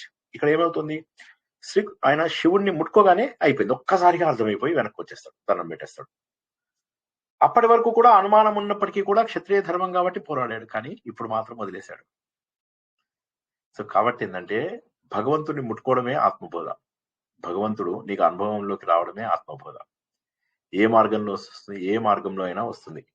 కర్మ, భక్తి, రాజయోగం, జ్ఞానయోగం, ఏ మార్గంలో అయినా వచ్చేది చివరికి మోక్షమే. అయితే మనం మణిద్వీపంలో ఏం తెలుసుకున్నాము? మణిద్వీపంలో ఎన్ని డోర్స్ ఉంటాయని తెలుసుకున్నాం. స్టార్టింగ్ లో నీళ్ళలో ఈదుకుంటూ వస్తారు అమృత సముద్రంలో. 4 మార్గాలు సార్. 4 మార్గాలు ఉంటాయి. చెప్పండి, ఆ 4 ద్వారాలని ఏమంటారు మన భాషలో? కర్మయోగం, భక్తి మార్గము, రాజయోగము, రాజయోగాలు. ఈ 4 మార్గాల ద్వారా మాత్రమే భగవంతుడి దాంట్లో ఎంట్రన్స్ లోకి నువ్వు అడుగు పెడతావు. ఆ తర్వాత నీలో ఫోకస్ పెంచుకుంటావు. ఆ తర్వాత అల్టిమేట్ గా నువ్వు చివరి ప్రెషియస్ స్టోన్స్, అక్కడ ఒక్కొక్క గ్రహం యొక్క లక్షణాన్ని నీ పైన వదులుచుకుంటూ చివరికి మాణిక్యం అనేటటువంటి మండపంలోకి వెళ్ళి సహస్ర మండపంలోకి వెళ్ళిపోతావు. మాణిక్య ప్రకారం కూడా దాటిన తర్వాత అప్పుడు అమ్మవారి యొక్క మణి మండపంలోకి వెళ్ళిపోతాం మనం. అంటే ఇక్కడ చెప్పేది ఏంటంటే అన్ని చెబుతున్నది ఒకే మాట. కానీ మనం ఏం చేస్తున్నామంటే సాధన తగ్గించుకుని ఇవాళకి చాలే అని అనుకోవడం ఏదైతే ఉన్నదో అదొక్కటే మీ అందరి దగ్గర నాకు నచ్చని పాయింట్. మీ అందరి దగ్గర నాకు నచ్చింది ఏంటంటే చాలా కష్టమైన మార్గం ఎన్నుకున్నారు మీరు. తెలుసో తెలియకో నా వెనకాల తోక పట్టుకుని చేస్తున్నారు, సారు కరెక్ట్ దారిలో తీసుకెళ్తాడని. ఇన్నాళ్ళు 5-6 ఏళ్ల నుంచి వింటున్నారు అంటే ఇట్స్ నాట్ ఈజీ. ఎంత కష్టపడితే ఈ మార్గం లోపల ఒక విషయం తెలుస్తుంది. కానీ ఈ మార్గం వచ్చిన తర్వాత వేరే మార్గాలన్నీ కూడా దీని ముందు దిగదుడిపే. భక్తి మార్గం మనకు ఏమైతుంది అంటే మూఢనమ్మకాలకు తీసుకెళ్లే అవకాశం ఉంది, మనం వేరే జనాలు మోసం చేసే అవకాశం ఉంది. భక్తి మార్గంలో ఇంకో ప్రాబ్లం ఏంటంటే కోరికలతో చేసేదాన్ని కూడా భక్తి అనుకునే అవకాశం ఉంది. కాబట్టి భక్తి మార్గం ఫెయిల్యూర్ కి కారణం ఏంటంటే భక్తి మార్గంలో జనాలు రావడం లేదని చెప్పేసి వాళ్ళకు తాయిలాలు పంచడం మొదలెట్టారు. నువ్వు ఈ పని చేస్తే ఇది. ఇప్పుడు పెద్ద పెద్ద ప్రవచనకర్తలు కూడా ఇలా వేళ్లు పెట్టుకుంటూ ఎందుకు చెప్తారు, నువ్వు ఈ ఆలయానికి వెళ్తే నీకు ఈ కోరిక తీరుతుంది, ఆ ఆలయానికి వెళ్తే ఆ కోరిక తీరుతుంది అని అబద్ధాలు ఎందుకు చెప్తారు సార్? వాళ్ళు అబద్ధాలు చెప్పారు సార్ అంటే ఒక్కసారి ఆలోచించండి. కోరికలు ఆలయాలకు వెళ్తేనే కోరికలు తీరితే ఈ ప్రపంచంలో కోరికలు ఇంకెవరికి మిగలవు. నీ ప్రారంభానికి అనుగుణంగా జీవితం వెళ్తుంది. ఆలయాలకు వెళ్తే మంచిది, తప్పక వెళ్ళండి ఆలయాలకి. చక్కగా అక్కడ కూర్చోండి, ప్రశాంత చిత్తులై ధ్యానం చేయండి, భగవంతుడితో కనెక్ట్ అవ్వండి, అన్ని చేయండి. కానీ ఏదో కోరికలు తీరుతాయి అని కామ్య కర్మల కోసం వెళ్ళకండి. మీకు వైష్ణవ సాంప్రదాయంలో ఎన్ని కోరికలు కోరికలు కోరికలు కోరికలు కోరికలు, ఈ కోరిక ఆ కోరిక తీరుతుంది, అట్లా ఇట్లా ఇవి విపరీతమైన కోరికలు పెరిగిపోతాయి. పెరిగిపోయి ఏమవుతుంది, అన్ని ఇంకా నీకు కోరికలతోటి జీవితం వెళ్ళిపోతుంది. ఏదైతే అమూల్యమైన సమయం ఉందో ఇది కోరికలు. 70 ఏళ్ల వాళ్ళకు కూడా కోరికలు ఉంటాయి తెలుసా. మాకు తెలిసిన ఒక ఆయన ఒక ప్రవచనకర్త దగ్గర సెకండ్ పర్సన్ అన్నమాట. ఆయన ఏంటంటే తనకు మనవళ్ళు పుట్టలేదని చెప్పేసి, తన కొడుకుకు పిల్లలు పుట్టలేదని చెప్పేసి కొండకొస్తానని 73 ఏళ్ల వయసు లోపల మొక్కుకున్నాడు. మొత్తం మీద పిల్లలు పుట్టారా, దేవుడి దయ వల్ల పుట్టారా లేక ప్రారంభం వల్ల పుట్టారో ఇక మనం ఆలోచించాలి. ఆయన ఇప్పుడు ఆ ముసలితనంలో వైఫ్ ని వేసుకొని ఆ కొండ ఎక్కుతూ పోయారు. అంటే నేనేమంటానంటే తప్పొప్పులు కాదు, కొండెక్కండి, చక్కగా ఆనందంగా విహారయాత్రలాగా వెళ్ళండి, భగవంతుడిని ప్రతి అణువులో చూడండి, ప్రతి మెట్టులో చూడండి, ప్రతి చెట్టులో చూడండి, ప్రతి జీవంలో చూడండి, అన్ని చూసుకుంటూ వెళ్ళండి. భగవంతుడు ఒక దగ్గర ఒక ఆలయం లోపల ఒక విగ్రహంలో ప్రతిష్ఠించలేదు. మనము ప్రపంచమంతా దేవుడున్నాడు, ప్రపంచమంతా కూడా దేవుడున్నాడు. దేవుడు లేని ప్రదేశం ఏది లేదు. ఈ మాట మళ్ళీ శ్రీనివాస్ చెప్పాడా? శ్రీనివాస్ ఒక్క ప్రామాణికం లేని మాట చెప్పడు. గుర్తుంచుకోండి, ప్రామాణికం లేని మాట చెప్పాల్సి వచ్చినప్పుడు నా నోరు పడిపోవుగాక. ప్రామాణికమైనటువంటి మాటలే నేను చెప్తాను.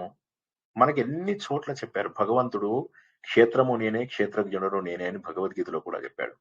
భాగవతంలో కేవలం 4000 శ్లోకాలలో ఉన్న కథలని వర్ణిస్తూ పోతారు కానీ 14,000 శ్లోకాలలో ఉన్న తత్వము ఒక్క ప్రవచనకర్త అయినా మాట్లాడాడు. ఎందుకు?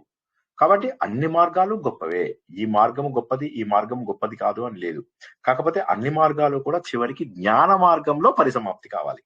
భక్తి మార్గంలో వెళ్ళినా నీకు తెలియకుండానే, ఇందాక సూర్యశ్రీ గారు ఒక మాట చెప్పారు, అటువంటి వారికి నేను బుద్ధి యోగాన్ని కల్పిస్తాను. ఏం బ్యూటిఫుల్ పాయింట్ చెప్తున్నారు ఇవాళ మీరు.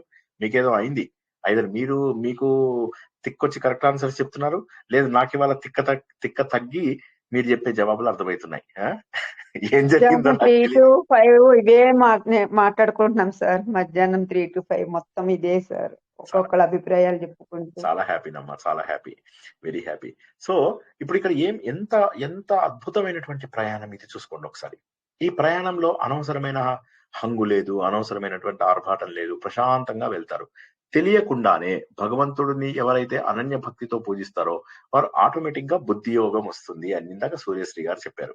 బ్యూటిఫుల్ పాయింట్ చెప్పారు. కాబట్టి ఏంటంటే భగవంతుడు బుద్ధి యోగం అంటే జ్ఞాన యోగం అన్నమాట. పుట్టడంతో నేను ఇంతకుముందు మీకు ఒక మాట చెప్పాను, బహుశా అందరికీ గుర్తుందేమో. తెలివితేటలు ఉన్న వాళ్ళకి ఈ ఆత్మజ్ఞానం విషయాలు బాగా అర్థమవుతాయి, కానీ తెలివితేటలు కానీ చదువు ఉన్న వాళ్ళకి కానీ. అయితే వాళ్ళకి ఆత్మ జ్ఞానం జరుగుతుందని గ్యారంటీ లేదు.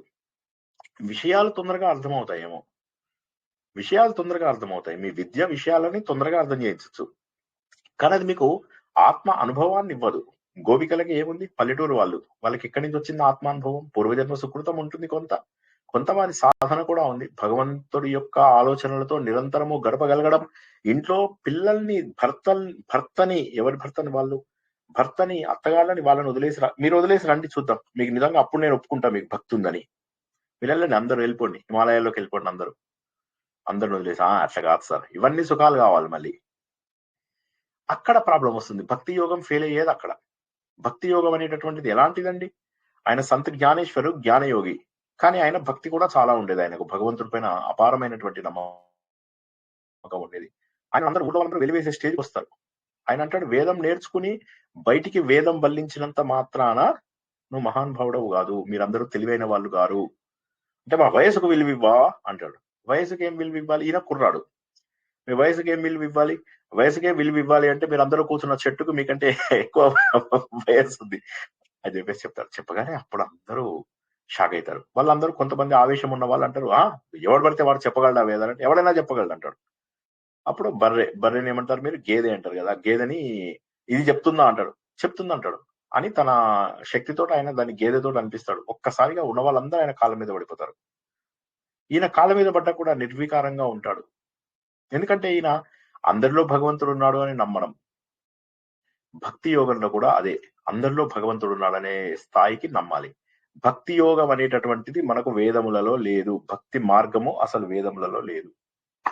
కేవలము కర్మ జ్ఞానము మాత్రమే ఉన్నాయి. భాగవతం ద్వారా మనకు భక్తి అందింది. భక్తి అనేటటువంటిది మనకు సులువైన దారి.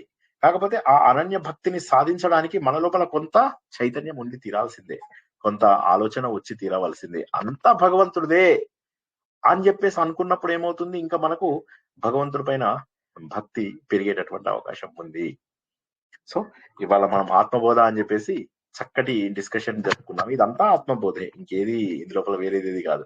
ఒక్కసారి క్విక్ గా అందరూ నేను ఇచ్చిన మెటీరియల్ ఉంది కదా చిన్మయ మెషిన్ది, ఒకసారి చూస్తూ ఉండండి. దాన్ని నేను క్విక్ గా మీకు చెప్పడానికి ప్రయత్నం చేస్తాను. ఈ ఆత్మబోధ ఎవరు రాశారు? శంకరాచార్య. ఆయన ఏమని ఇచ్చారు? రేపటి దీనికోసం క్విక్ రివిజన్ అన్నమాట. ఆయన ఏమని చెప్పాడు? ఈ ఆత్మబోధ అనేటటువంటిది ఎవరి కోసం అంటే, కాస్త ఇనీషియల్ గా కొంత వారిని వారు శుద్ధి చేసుకున్న వారికి, హృదయంలో కొంత ప్రశాంతత తెచ్చుకున్న వాళ్ళకి, కోరికలు బాగా తగ్గించుకున్న వాళ్ళు ఎవరైతే ఉంటారో వాళ్ళకి ఇది చాలా చక్కగా పనిచేస్తుంది. అయితే వంటకి అనేక రకాల వస్తువులు కావాలి. గ్యాస్ స్టవ్ కావాలి, కూరలు కావాలి, కత్తి కావాలి, నీళ్లు కావాలి, ఇవన్నీ కావాలి. కానీ నిప్పు మాత్రము కంపల్సరీ ఐటమ్, అన్నిటికంటే ఇంపార్టెంట్ ఐటము. అదే విధంగా భగవంతుని తెలుసుకోవడానికి ఎన్నో మార్గాలు ఉన్నప్పటికీ కూడా ఆ జ్ఞాన మార్గం అనేది అన్నిటికంటే గొప్పది అని చెప్తున్నాడు ఇక్కడ. ఈయన చెప్తున్న ప్రతి ఒక్కటి కూడా మనకు వేదాలలోంచి చెప్తున్నదే. ఇప్పుడు ఇది ఉంది కదా, ఈ మొత్తము కర్మకాండలలో వస్తుంది. ఈ చివరి తెల్ల భాగం మాత్రమే జ్ఞానకాండ. ఈ జ్ఞానకాండలో ఉన్నదే ఆయన ఆత్మబోధ మొత్తం చెప్పారు. ఆయన ఆత్మబోధ నుంచి డీవియేట్ అవ్వలేదు అసలు. ఆయన వేదాలలో ఉన్న విషయాల నుంచి డీవియేట్ అవ్వలేదు ఆయన. తర్వాత ఏమంటాడు? మీరు పనులు చేస్తూ ఆ పనుల ద్వారా నాకు జ్ఞానం వస్తుంది అంటే రాదు. ఎందుకంటే జ్ఞానం రావాలి అంటే అజ్ఞానం పోవాలి. మీకు అజ్ఞానం పోవాలి అంటే కర్మకాండాలు చేసినన్ని రోజులు మీకు అజ్ఞానంలోనే ఉంటారు. పూజలు, పునస్కారాలు, నోములు, వీటి ద్వారా హంగు పెరుగుతుంది. అది కాక మనం చూస్తూ ఉంటాం చాలా మంది అహంకారంతో మాట్లాడటము, నాకు మంత్రాలు వచ్చు, నాకు ఇవ్వచ్చు అని చెప్పి మాట్లాడుతూ అహంకారం పెరిగిపోయి ఏమవుతుందంటే వారికి జ్ఞానం వస్తుంది కానీ విజ్ఞానం రాదు, అనుభవం రాదు. దేవుడి యొక్క అనుభవం ఎప్పటికీ రాదు. ఆలయాలలో మీరు చూస్తుంటారు, ఇలా బొజ్జలు వేసుకుంటూ దబదబా వెళ్ళిపోయి అందరికీ అడ్డాలుగా నిలబడుతూ జరగండి అనుకుంటూ అరుస్తూ జనాల మీద ఇవన్నీ చేసి ఆయన ఏమంటాడు? క్రియ అనేటటువంటిది ఏదైతే కర్మకాండాలు ఏవైతే ఉంటాయో ఇవి మీకు అజ్ఞానాన్ని దూరం చేయవు. అజ్ఞానం దూరం చేయకపోతే జ్ఞానం రాదు. కాబట్టి జ్ఞానం రావాలి అంటే కేవలం ఒక వెలుతురు రావాలి. కాంతి మాత్రమే ఒక చీకటిని తొలగించగలదు. నువ్వు కూర్చొని డిస్కషన్స్ పెట్టుకొని పెద్ద మీటింగులు పెట్టుకుంటే చీకటి తొలగదు.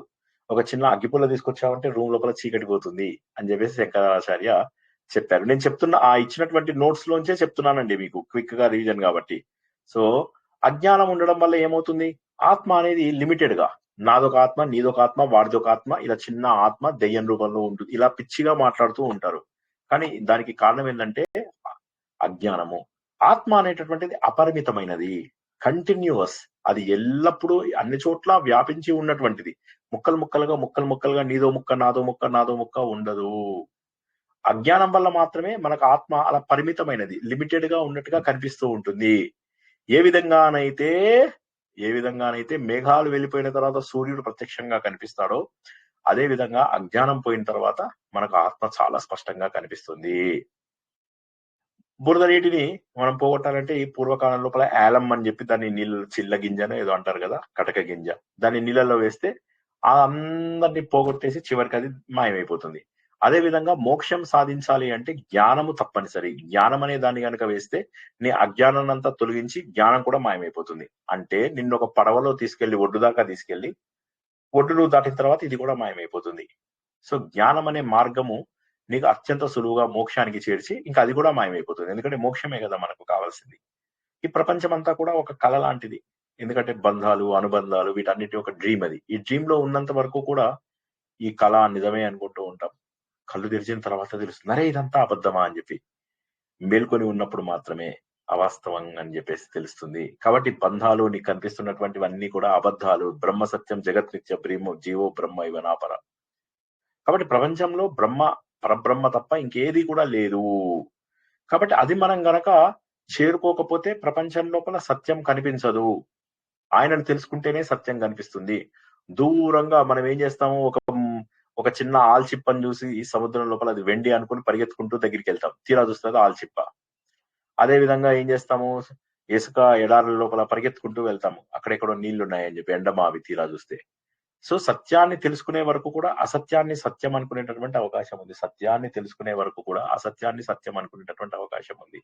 కాబట్టి ఈ ప్రపంచానికి మొత్తం ఆధారమైనటువంటి ఆ పరబ్రహ్మని సాకారం చేసుకోవడానికి మనం ప్రయత్నం చేయాలి. నీరున్నాయి, ఈ నీళ్ళల్లోనే బుడగలు వస్తాయి, నీళ్ళలోనే అలలు వస్తాయి, నీళ్ళల్లోనే అన్ని రకాల నదులు కలుస్తాయి, అన్ని లవణాలు ఉంటాయి, ఇవన్నీ నీళ్ళల్లోనే ఉన్నాయి. నీళ్ళల్లోనే పుడతాయి, నీళ్ళలోనే పెరుగుతాయి, నీళ్ళలోనే నశిస్తాయి. అదే విధంగా మనం అంతా కూడా ఉన్నటువంటిది ఒకే చైతన్యంలో ఉన్నాం. నువ్వు ఒక చైతన్యం, నేను ఒక చైతన్యం, నువ్వు హైదరాబాదు, నేను బెంగళూరు, ఇవన్నీ లౌకిక విషయాలలో నిజము. కానీ ఎప్పుడైతే పరబ్రహ్మ గురించి ఆలోచిస్తామో మనం ఆ భగవంతుడిలోనే ఉంటాము. అన్నిటికీ కారణము భగవంతుడు అన్న సత్యాన్ని తెలుసుకోవాలి. ఈ ప్రపంచంలో ఆభరణాలు చూస్తే అన్ని ఆభరణాలు రకరకాలుగా కనిపిస్తూ ఉంటాయి. వంకీ కర్రెలు, ముక్కు పుడకలు, తర్వాత గాజులు. నాకు మావిని ఫస్ట్ టైం నేను చూసి ఇష్టపడింది ముక్కు పుడకను చూసి. చాలా ఇష్టం నాకు ముక్కు పుడక చూసి. అదొక్కటి చూసి ఇప్పుడు మా పాపకు కూడా ముక్కు పుడక పెట్టించా. ఎనివే, సో ఈ బంగారం, శరీరం అంతా బంగారం. ఈ బంగారం ఆభరణాలన్నీ కూడా బంగారంతో తయారయ్యాయి. అదే విధంగా భగవంతుడు అనేటటువంటి ఒకే మెటీరియల్ ద్వారా మనమంతా తయారయ్యాం. భగవంతుడు అనే ఒకే మెటీరియల్ ద్వారా మనమంతా తయారయ్యాము. అదే విధంగా మనకేమైతుందంటే ఆకాశము ఇక్కడ ఒక కలరు, అక్కడ ఒక కలర్, ఇక్కడ బ్లూ కలర్, అక్కడ రెడ్ కలర్, అక్కడ నలుపు కలర్, ఇక్కడ ఈ రకరకాల రంగులలో రకరకాల రూపాలలో కనిపిస్తూ ఉంటుంది. అది కేవలము పరిస్థితిని బట్టి అంతే. అదే విధంగా సర్వవ్యాప్తమైనటువంటి ఈ భగవంతుడు అనేటటువంటి సత్యం ఏదైతే ఉందో అది కేవలము నేను మనిషి శరీరం వేసుకోవడంతో మనిషిలాగా కనిపిస్తున్నాను. పశువులాగా నేను గనక కుక్క జన్మ తీసుకొని ఉంటే కుక్కలాగా కనిపించేవాని. అరే మన శ్రీనివాస్ సార్ చూడు కుక్క అయ్యాడు జన్మ లోపల అని చెప్పి గుర్తుపడతాను.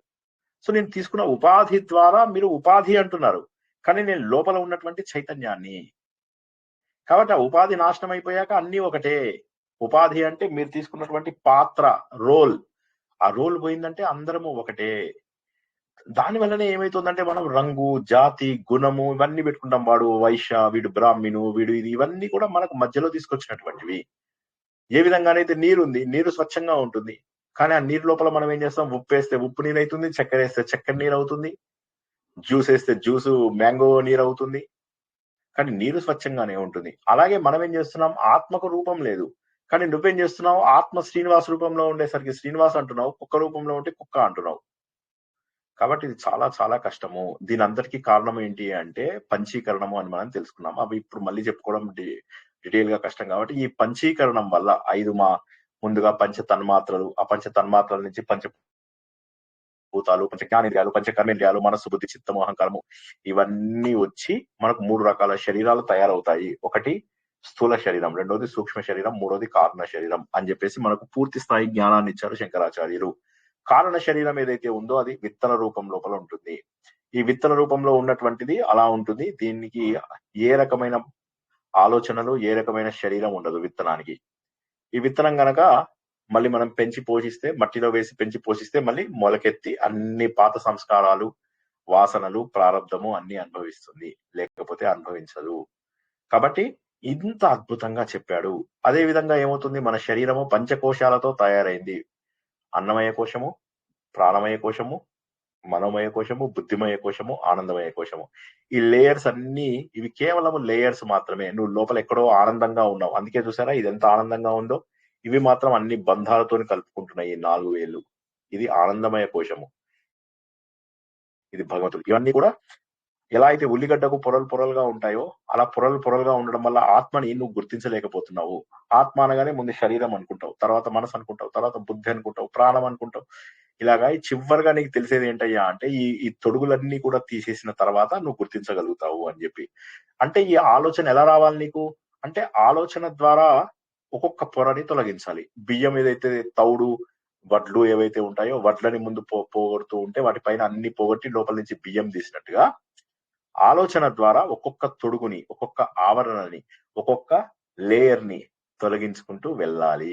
పవిత్రమైనటువంటి ఆత్మ లోపల ఉన్నది అన్నటువంటి విషయము.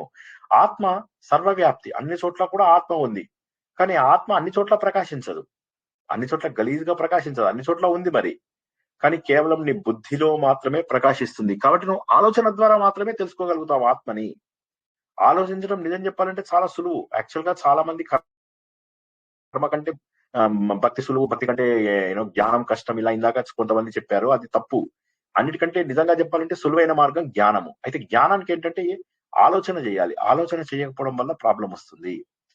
తర్వాత ఏంటంటే నవద్వారే పురే దేహి లాగా ఆత్మ ఒక రాజు లాంటిది. శరీరము, ఇంద్రియాలు, బుద్ధి ఇవన్నీ కూడా ఆత్మ యొక్క శక్తిని తీసుకుని వాడుకుంటున్నాయి అంతే. కానీ నిజంగా ఉన్నటువంటిది లోపల ఆనందంగా ఉన్నాడు జీవుడు. ఆ జీవుడు ఆనందంగా ఉన్నాడు. కానీ మనం ఏం చేస్తున్నాము?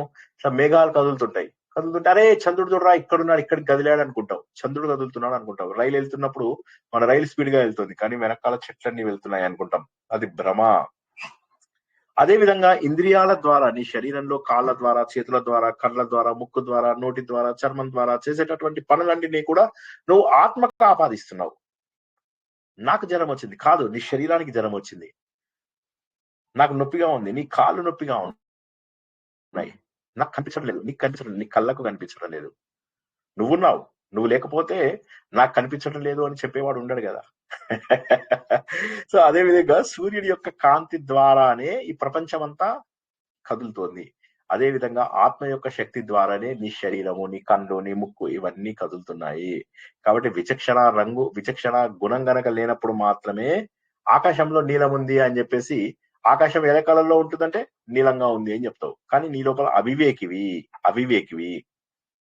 కానీ అవివేకివి కాబట్టి ఆకాశం నీలంగా ఉంది అంటున్నావు.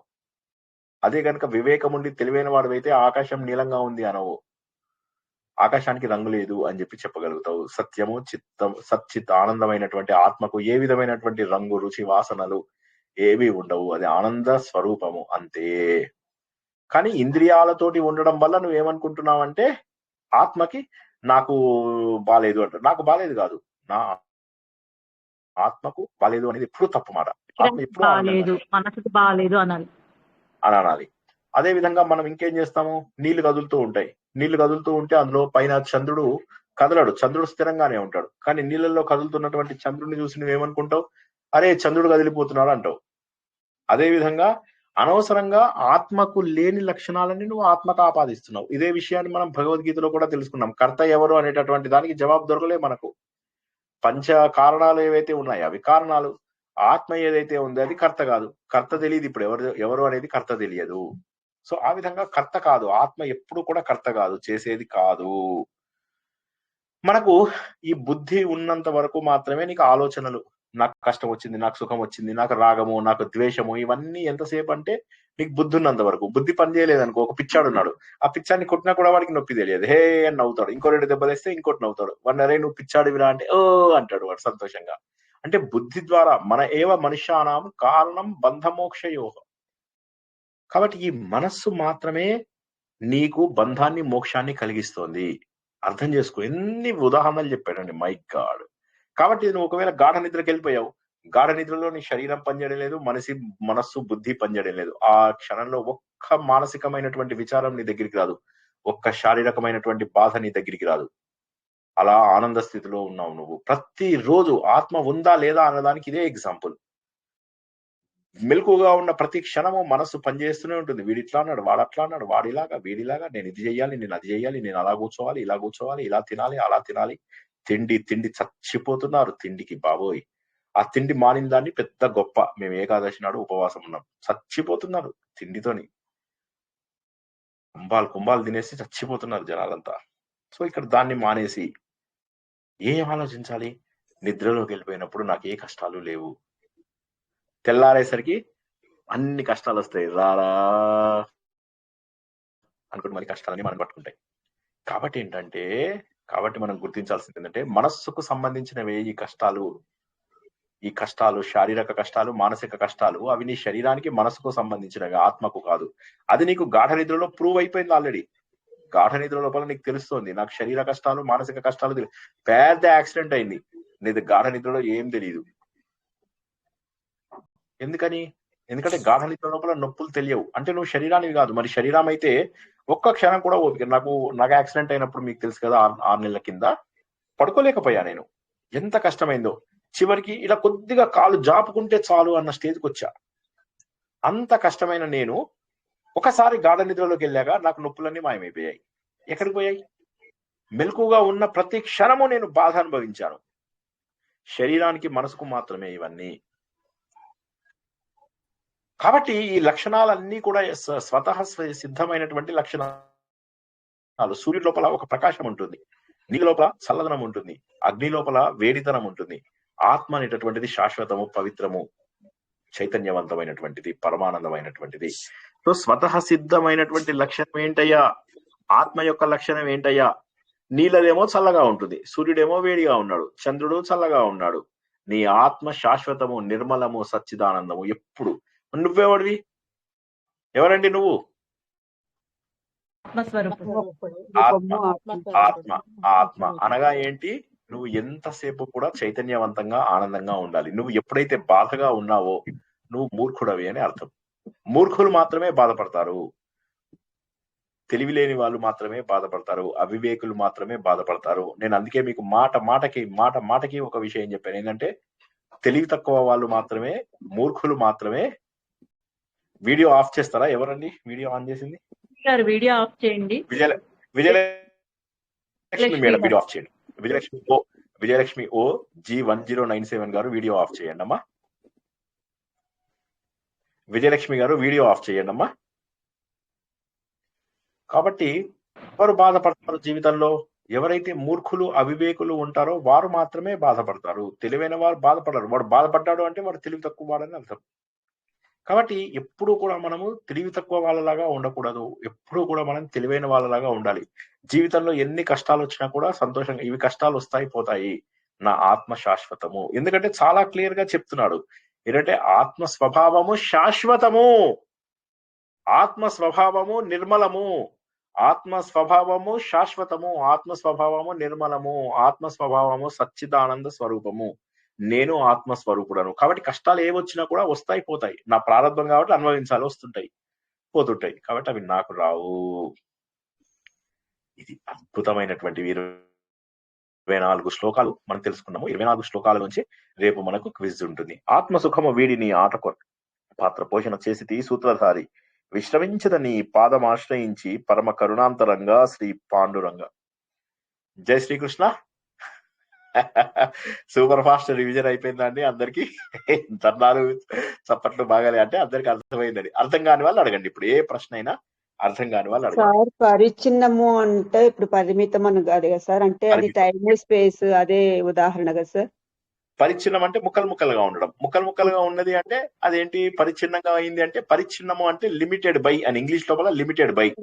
You are limited by body, you are limited by mind, you are limited by the knowledge that you have. ఆ లిమిటెడ్ అనేటటువంటిది. కానీ ఆత్మ అనేటటువంటిది అంతటా వ్యాపించి ఉన్నది. చాలా మంది ఏమనుకుంటారు ఆత్మ అంటే ముక్కలు ముక్కలుగా ఉందనుకుంటారు. నా ఆత్మ వేరు, నీ కాదు. ఉన్న చైతన్యం ఒక్కటే. మీ ఇంట్లో ఎలక్ట్రిసిటీ ఉంది, అదే ఎలక్ట్రిసిటీ ఇంట్లో అంతా పనిచేస్తుంది. నువ్వు ఎలక్ట్రిసిటీ స్విచ్ ఆఫ్ చేయగానే టీవీ నుంచి ఒక ఆత్మ ఇలా బయటికి వెళ్ళి ఎలక్ట్రిసిటీ ముక్కొకటి ఇలా గాలిలో ట్రావెల్ చేస్తుందా? తెల్ల దెయ్యం రూపంలో ట్రావెల్ చేయదు. కానీ మనం ఏమనుకుంటాము, ఏ విధంగానైతే ఎలక్ట్రిసిటీ ఉన్నదో, అన్ని డివైజెస్ లో పనిచేస్తుందో, అన్ని డివైజెస్ చూపించే లక్షణాలకు కారణభూతం అవుతుందో, అదే విధంగా మనలో ఉన్నటువంటి ఆత్మ యొక్క శక్తి ద్వారా మాత్రమే ఈ శరీరం. ఇప్పుడు నేను ఈ చేతులు లేపాను అంటే భగవంతుడు ఉన్నాడు నా లోపల కాబట్టి చేతులు లేపుతున్నాను. మీరు అందరూ వింటున్నారు, మీ అందరిలో భగవంతుడు ఉన్నాడు కాబట్టి వింటున్నాడు. భగవంతుడు మీ లోపల లేకపోతే, మళ్ళీ చెప్తున్నాను, మీ అందరినీ భగవంతు స్వరూపులని నేను ఎందుకు అంటాను? ఒకటే మాట, మనమంతా భగవంతుడు స్వరూపులమే. మమై వాంశో జీవలోకే జీవభూత సనాతన మనశ్ష్టానింద్రియాని ప్రకృతి స్థానికర్షతి. మనకు కేవలము ప్రకృతి శక్తుల వల్ల మనము వేరు అనుకుంటున్నాం కానీ మనమంతా కూడా భగవంతుడు స్వరూపులమే. మనము నేను దేవుడి కంటే ఇన్ఫీరియర్ అండి, నేను కోరికలు దేవుడు తీరిస్తే చాలు, అమ్మవారు నా కోరికలు తీరిస్తే చాలండి, దేవుడు నా కోరికలు తీరిస్తే చాలండి, ఇలా నీచంగా బిచ్చగాళ్ళ స్థాయికి దిగవద్దు. భగవంతుడి స్థాయికి ఎదగాలి. హిందూ ధర్మం చెప్పేది ఏంటయ్యా అంటే, నీ లోపల ఉన్న దేవుణ్ణి బయటికి తీసుకురా, దైవత్వాన్ని ఆవిష్కరించుకోవాలి. నీలో ఉన్న దైవత్వాన్ని ఆవిష్కరించుకోవాలి. ఎలా ఆవిష్కరించుకోవాలి? దానికి మళ్ళీ భగవద్గీత జవాబు చెప్తుంది. దైవాసుర సంపద విభాగ యోగం లోపల ఆసురీ లక్షణాలన్నింటినీ తీసుకెళ్లి గంగలో కలిపేయి, దైవీ లక్షణాలన్నింటినీ పువ్వులుగా చేసి దేవుడి దగ్గర పెట్టు. ఇదే కదా మనం నేర్చుకున్నది 16వ అధ్యాయంలో సంత జ్ఞానేశ్వర్ చెప్పిన జ్ఞానేశ్వరి ద్వారా ఇదే మనం నేర్చుకున్నాము. మహాలక్ష్మి గారు మీరు డౌన్ పెట్టారమ్మా, ఏమన్నా ప్రశ్న ఉందా? ఏమన్నా అర్థం కాలేదా, లేక వాయిస్ వినిపించట్లేదా? మహాలక్ష్మి గారు సార్ వాయిస్ వినపడలేదు సార్, అలా ఆగిపోయింది, అందుకనిసే పెట్టాను సార్. ఇప్పుడు బానే ఉందమ్మా? ఇప్పుడు బాగుంది సార్. ఓకే, జై శ్రీకృష్ణ. ఏమన్నా ప్రశ్న ఉంటే అడగండి. నాకు ఒక సందేహం. ఇప్పుడు మనం ఇంట్లో గుళ్ళో దేవుణ్ణి పరిమితం చేసుకున్నట్టుగా ఈ ఆత్మని పరిమితం చేసుకుని ముక్కలుగా అనుకోవడం అనేది దానికి అది ఒకటే కదా? ఇది ఒకటే. దేవుడిని పరిమితం చేయడం అంటే ఆత్మని పరిమితం చేయడమే కదా. ఆత్మ, జీవాత్మ, పరమాత్మ, ప్రత్యేగాత్మ అన్ని ఒకటే, వేరేవేమి కాదు. ప్రత్యేక ఆత్మ అంటే ఏంటి? దేవుడి యొక్క ప్రతిబింబమే ప్రత్యేక ఆత్మ. ఆత్మ ప్రత్యేగాత్మ, బింబం ప్రతిబింబం, ఆత్మ ప్రత్యేగాత్మ. దేవుడిలోని ప్రతిబింబం మనము. ఉదాహరణకి సూర్యుడు ఉన్నాడు. ఎంతమంది సూర్యులు ఉన్నారండి? లక్ష్మి ఒక్కడే సూర్యుడు. కానీ మీరు అందరూ ఏం చేశారు? రేపు మీరు ఎగ్జాంపుల్స్ ఇలాంటివి నాకు ఇస్తూ చెప్పాలి. రేపు ఎవడు నాకు డైరెక్ట్ ఆన్సర్ ఇవ్వద్దు, ముందే చెప్తున్నా, మళ్ళీ నాకు కోపం తిప్పియద్దు. అయితే ఏంటి మనకు ఇప్పుడు సూర్యుడు ఒక్కడే, కానీ మనం ఏం చేస్తున్నాం? అందరము కూడా బిందెలు పట్టుకొని పోయాం నీళ్ళల్లోకి. పోయిన తర్వాత నా బిందెలో ఒక సూర్యుడు ఉన్నాడు, మీ బిందెలో ఒక, అందరి బిందెల్లో సూర్యులు ఉన్నారు. ఎంతమంది సూర్యులు కనిపిస్తున్నారు? చాలా అదే మంది కనిపిస్తారు. అందరి బిందెల్లో ఒక్కొక్కళ్ళు కనిపిస్తారు, అందరు నాది అనుకుంటారు. కానీ అక్కడ ఉన్నది పరమాత్మ ఒకటే, అదే సూర్యుడు విధంగా ఒక్కడే, అదే ప్రతిబింబాలు విధంగా ఇవన్నీ. అదే విధంగా నీళ్ళ లోపల, ఒక చెరువు లోపల కోట్ల లీటర్ల నీళ్లు ఉన్నాయి. అందులోపల మనం ఏం చేసాము? నా బిందులో నీళ్లు తీసుకునేసరికి నా నీళ్ళు అయిపోయాయి, మీ బిందులో నీళ్లు తీసుకునేసరికి మీ నీళ్ళు అయ్యాయి. నాలాంటోడు కొంటెవాడు వస్తాడు అక్కడికి. ఇలా మీరు అందరూ బిందెల్లో నీళ్లు తీసుకురాగానే, అరే ఏం చేద్దామంటే దూరం నుంచి రాళ్లతో కొడదాం అని రాళ్లతో కొడతాం. కొట్టేసరికి అన్ని నీళ్ళల్లో నీళ్లు మళ్ళీ ఎక్కడి నుంచి వచ్చాయో అక్కడికి వెళ్ళిపోతాయి. ఇదే ఆత్మ. ఆత్మబోధ చాలా సింపుల్. ఇవాళ ఈ అసలు ఎగ్జాంపుల్స్ అన్ని చెప్పుకున్నాను సార్. ఇవాళ ఈ ఎగ్జాంపుల్స్ అన్ని చెప్పుకున్నాను. చెప్పుకున్నారా? Very good, very good. చక్కగా ప్రాక్టీస్ చేయండి. నేను ఒకటే మాట చెప్తున్నాను, ఆత్మబోధ అవగానే మనము వివేక చూడమని ప్రారంభించుకుంటాం. ఇటు చూసినట్లయితే ప్రతి బుధవారం నాడు ఉపనిషత్తులు ప్రారంభించుకుంటున్నాం, అత్యద్భుతమైనటువంటి జ్ఞానాన్ని. మళ్ళీ ఇటు భగవద్గీత అయిపోగానే ఉద్ధవ గీత ప్రారంభించుకుంటాం. ఎన్ని తెలుసుకున్నాం ఇప్పటికి. ఒక్కసారి మీకు ఆశ్చర్యం అనిపించట్లేదు లేదా? ఉపదేశ సారము, నిర్వాణ దశకము, భజగోవిందము, భగవద్గీత ఎన్నో సార్లు చెప్పుకున్నాము. మళ్ళీ తర్వాత ఈ భ్రమర గీతలు, శృతి గీతలు, తర్వాత గోపికా గీతలు, నారాయణీయము, భాగవతము, సంపూర్ణ మహాభారతము, యక్ష ప్రశ్నలు, రఘువంశము, కిరాతార్జునీయం. ఒకసారి ఆలోచించండి, అదృష్టము. మనం అన్ని చక్కటి విషయాలు నేర్చుకుంటున్నాము. చెప్పే అవకాశం నాకు, వినే అవకాశం మీకు వచ్చినా, చెప్తున్నవాడు వింటున్నవాడు ఒక్కడే పరమాత్మ. అందుకే ఏమంటాడు ఆయన? పాండవులలో నేను అర్జునుడిని అంటాడు. అర్జునుడికి చెప్తూ శ్రీకృష్ణుడు ఏమంటాడు? పాండవులలో నేను అర్జునుడిని అంటాడు. ఈ కథ రాసినటువంటి వ్యాసుడు అది కూడా నేనే అని చెప్తాడు. పైన ఆంజనేయ స్వామి కూడా నేనే అని చెప్తున్నాడు. కవులలో క్రాంతి దర్శనులు, కవులు అంటే క్రాంతి దర్శనులు.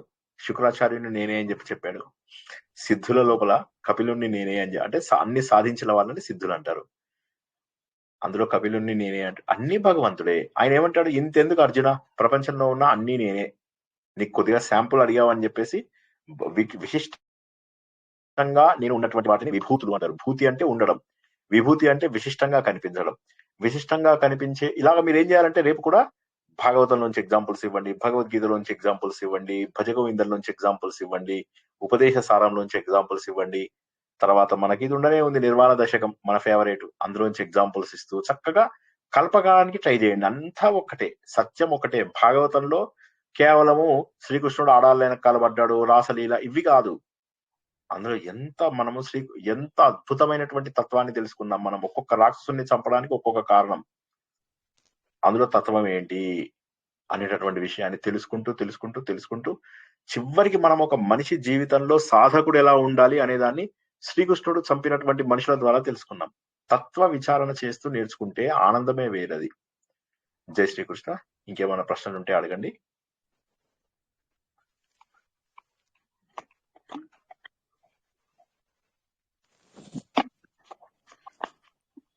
రేపు 8:30కే మనకు క్విజ్ ప్రారంభం అవుతుంది. మీకు నచ్చిన ఫ్రెండ్స్ వాళ్ళు ఎవరైనా శ్రద్ధాళువులు ఉంటే వారిని కూడా రమ్మనండి. శ్రద్ధ లేని వాళ్ళు, ఆత్మజ్ఞానం పెద్దగా ఇష్టం లేని వాళ్ళని పిలవకండి. శ్రద్ధ ఉన్న వారిని అందరినీ కూడా చక్కగా పిలవండి. కొంత అటువైపు వారికి ఇటువైపు వచ్చేటటువంటి అవకాశం ఉంది. ఏమంటారు? ఇటువైపు ఈ మార్గంకి వచ్చే అవకాశం ఉంది అనుకున్న వాళ్ళకి, అర్థమవుతుంది అనుకున్న వాళ్ళని తప్పక పిలుచుకోండి. చక్కగా వాళ్ళు కూడా క్విజ్ వినగలుగుతారు. ఆడియన్స్ కూడా కొన్ని ప్రశ్నలు వేయడానికి నేను ట్రై చేస్తాను, సింపుల్ ప్రశ్నలు. గురుగారు రేపు సేమ్ ఇదే టైం కండి క్విజ్? రేపు కొద్దిగా ఎర్లీగా ఉంటుందండి, 8:30కు ఉంటుంది. 4 టీమ్స్ ఉన్నాయి. సో మీరు ఆల్రెడీ ఏ టీమ్ లోనూ జాయిన్ అవ్వకపోతే ఆడియన్స్ లాగా జాయిన్ అయ్యి వినవచ్చు. అందరూ వినవచ్చు, అందరూ పాల్గొనవచ్చు. ఆడియన్స్ కూడా ప్రత్యేకమైనటువంటి రౌండ్స్ ఉంటాయి. కానీ 4 టీమ్స్ లో ఉన్న వాళ్ళు ఎవరైతే ఆల్రెడీ ప్రాక్టీస్ చేసుకుంటున్నారో వాళ్ళు మాత్రం జవాబులు చెప్తే బాగుంటుంది. వాళ్ళు జవాబులు చెప్పలేని పరిస్థితిలో ఆడియన్స్ కూడా జవాబులు చెప్పవచ్చు. ఇవి కాక ప్రత్యేకమైనటువంటి ఆడియన్స్ రౌండ్స్ కూడా పెడదాం. జై శ్రీకృష్ణ.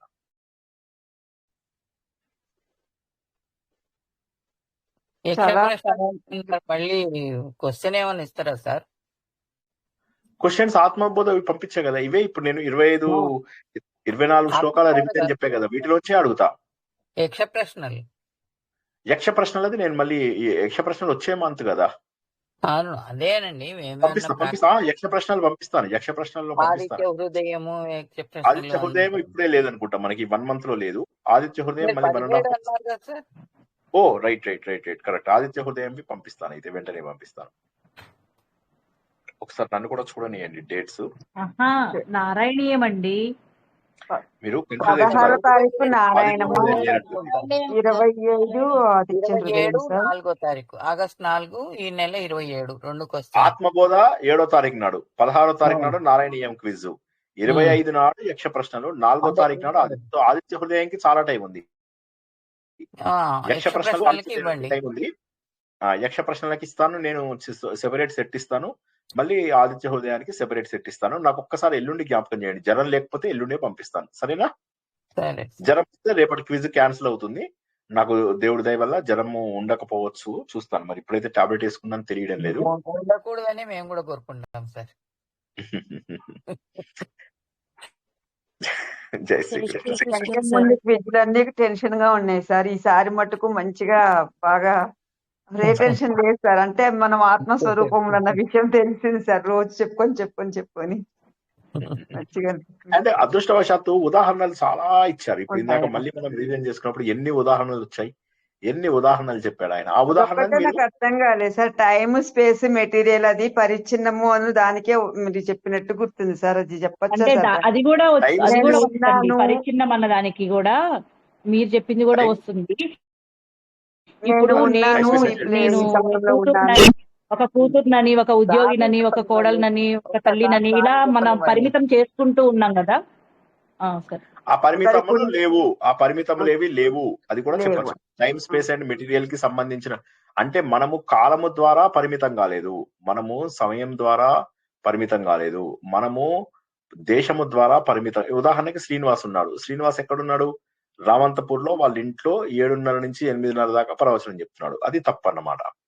ఎందుకంటే సర్వత్రా వ్యాపించి ఉన్నాడు. సర్వత్రా వ్యాపించి ఉన్నప్పుడు 7:30 నుంచి 8:30 దాకా రామంతపూర్ లో వాళ్ళ ఇంట్లో కూర్చొని 7:30 నుంచి 8:30 దాకా చెప్తున్నాడు అంటే టైము, స్పేస్, మెటీరియల్, ఈ శరీరం, సోఫాలో కూర్చున్నాడు, ఈ శరీరాన్ని ఇవి. సో కాబట్టి ఇక్కడ ప్రాబ్లం వచ్చేసింది. నేను అప్పుడు ఆత్మస్వరూపుణ్ణి కాదు. ఎందుకంటే ఇక్కడ నేను ఏమైతుంది, నేను ఒక ప్లేస్ లో ఒక టైంలో ఉన్నట్టు. కానీ ఆత్మ అన్ని ప్రదేశాలలో అన్ని సమయాలలో ఉంటుంది. అది ఆత్మ యొక్క లక్షణం. ఆత్మ is not limited by time, space and material. కాబట్టి ఏంది, శ్రీకృష్ణ భగవానుడు అర్జునుడికి ఏమంటాడు? అర్జున, నీకు ఇప్పుడు you are not limited by time, space and material. మీరు ఎక్కడికైనా వెళ్ళొచ్చు, ఏమైనా చూడొచ్చు అని చెప్తాడు. అప్పుడు అర్జునుడు పాస్ట్, ప్రెజెంట్, ఫ్యూచర్ అన్ని చూడగలుగుతాడు ఒకేసారిగా. అన్ని ప్రదేశాల్లో ఒకేసారిగా ఉండగలుగుతాడు. దానికి కావాల్సిన మెటీరియల్ ఏంటి? ఆయనకు జ్ఞాన చక్షువులు ఇచ్చాడు భగవంతుడు. ఆ జ్ఞాన చక్షువుల ద్వారా అర్జునుడు అన్ని సమయాలలో అన్ని చూడగలుగుతున్నాడు. అది so we are not suppose to be limited by the parameters time, space and material. ఈ టైమ్, స్పేస్ అండ్ మెటీరియల్ వచ్చాయి అంటే నామరూపాలు వచ్చేస్తాయి. నామము, రూపము. శ్రీనివాసు, అతని రూపం ఇలా ఉంటుంది, అతను ఈ సమయంలో ఇక్కడ కూర్చున్నాడు. నామరూపాల్లోకి వచ్చేసాం. నామరూపాలను దాటి మనము ఎదగవలసినటువంటి అవకాశం ఉంది. అప్పుడు మనము ఆత్మస్వరూపులం అని తెలుస్తుంది. గాఢ నిద్రలో ఉన్నప్పుడు నీ నామాన్ని మర్చిపోతావు, స్వప్నంలో ఉన్నప్పుడు జ్ఞాపకం ఉంటాయి అన్ని. మళ్ళీ గాఢ నిద్రలోకి వెళ్ళినప్పుడు నీ పేరు మర్చిపోతావు, నీ రూపం మర్చిపోతావు, నువ్వు ఎక్కడ పడుకున్నావో మర్చిపోతావు. సో కాబట్టి ఏంటంటే అందరికీ ఒకే రకమైనటువంటిది ఉంది. ఆ పాటలో మనం నేర్చుకున్నాం కదా, ఇది గోపి సినిమాలోని పాట, సుఖ్ కే సబ్ సాథీ దుఃఖ్ మే నకో. అందులో లాస్ట్ లో ఏమంటాడు? రాజా హోయా రంక్ సబీకా అంత్ ఏక్ సహో. అందరికీ కూడా ఒకే రకమైనటువంటి ఎండింగ్ ఉంటుంది. శరీరము అనుకున్నప్పుడు రాజా వాడు, లేకపోతే ఏమీ లేనటువంటి పేదన, రాజు, పేద, అందరికీ కూడా ఒకే రకమైనటువంటి ఎండింగ్ ఉంటుంది. అంతేగాని నేను రాజుని, నేను చచ్చిపోయేటప్పుడు చాలా ఆనందంగా అట్లుండదు. అందరికీ ఒకే రకమైన సావు ఉంటుంది, ఒకే రకమైన జన్మ ఉంటుంది. శరీరం నేను అనుకున్నంత వరకు కూడా ఈ బాధలు తప్పవు. శరీరం పోతున్నప్పుడు కూడా నవ్వుతూ అలా ఉండగలగడమే నిజమైనటువంటి ఆనందము. పుట్టినప్పుడు ఏడుస్తాం, పోయేటప్పుడు బాధపడుతూ పోతాం. కాబట్టి ఏంటంటే ఆ మరణాన్ని ఎట్లీస్ట్ నవ్వుతూ పోగొట్టుకోగలిగేది కేవలం జ్ఞాన మార్గం మాత్రమే. అత్యద్భుతమైనటువంటి జ్ఞాన మార్గంలో ఉన్నారు మీరంతా. చాలా సంతోషం అనిపిస్తుంది. ఒక్క అవకాశం ఎక్కడికైనా తీసుకెళ్లే అవకాశం ఇవ్వమని దేవుణ్ణి కోరుకుంటున్నాను నేను, కానీ అది ఎందుకో తీరేటట్టుగా లేదు. జై శ్రీకృష్ణ. అర్థమైందండి? ఇప్పటి వరకు చెప్పినవి అర్థమైనాయా చక్కగా? ఏ సార్ ఆ కోరిక కూడా లేదు సార్, మీతో అక్కడికి రావాలి ఇక్కడికి రావాలని కూడా, అది కూడా తగ్గిపోతుంది సార్ అది కూడా వెళ్ళిపోవాలి, క్రమక్రమంగా. అది కూడా ఆ, వెళ్ళిపోవాలి. అది తగ్గిపోతుంది సార్ అది కూడా ఆలోచన. మనం అంటే అర్థమవుతుంది సార్ అది ఆ చర్చల ద్వారా వాటి ద్వారా కూడా ఇంట్లోనే ఉండి కూడా ఇట్లా ప్రశాంతంగా మనం అన్ని చేసుకోవచ్చు అన్నది అర్థం. జై శ్రీకృష్ణ.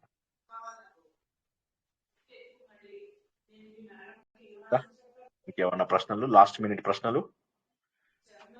వండర్ఫుల్. రేపు వీలైనంత ప్రాక్టీస్ చేసుకోండి. మన తత్వ విచారణ గ్రూప్ లోపల వీలైనంత ప్రాక్టీస్ చేసుకోండి, వీలైనంత ఎగ్జాంపుల్స్ తీసుకోండి, వీలైనంత వరకు అన్నిటిని కలపడానికి ట్రై చేయండి. అండ్ గ్రూప్ లోపల ఇంతకు ముందు చెప్పినట్టుగా సమయం ఇస్తాం కాబట్టి మీరు ఒకళ్ళు చెప్తుంటే ఇంకొకళ్ళకి ఐడియా వస్తే కూడా చెప్పండి. నేను మాట్లాడనా అని అడిగి, ఒకళ్ళ మీద ఒకళ్ళు మాట్లాడితే ఎవరికి అర్థం కాదు. నేను మాట్లాడనా అని మీ టీం మెంబర్తో అడిగి అప్పుడు మళ్ళీ మీరు ఆ పాయింట్ కూడా చెప్పచ్చు. ఎంతసేపు కరెక్ట్ ఆన్సర్ చెప్తే అంతసేపు నేను చెప్పనిస్తాను. ఓకేనా? కాబట్టి అలాగా చక్కటి ఉదాహరణలు ఇవ్వండి. చక్కగా జ్ఞానం ఇప్పటివరకు తెలుసుకున్నటువంటి అనేక గ్రంథాలు మనం 1250 1300 ప్రవచనాలు ఇప్పుడు మనకు గ్రూప్ లోపల ఉన్నాయి.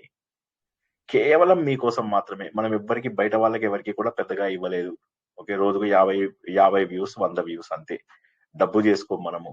కాబట్టి మీకోసమే ఉన్న ఆ 1300 వీడియోస్ ని నాశనం చేసుకోకండి. జ్ఞానాన్ని అలా దొరికిన ఒక్క అవకాశం జీవితం. తర్వాత బాధపడాలి. బురద ఏదో అంటారు చూడ, బురద లోపల వాటి లోపల వీటి లోపల దొరలే చీమల్లాగా దోమల్లాగా ఎందుకు ఈ జీవితం అని.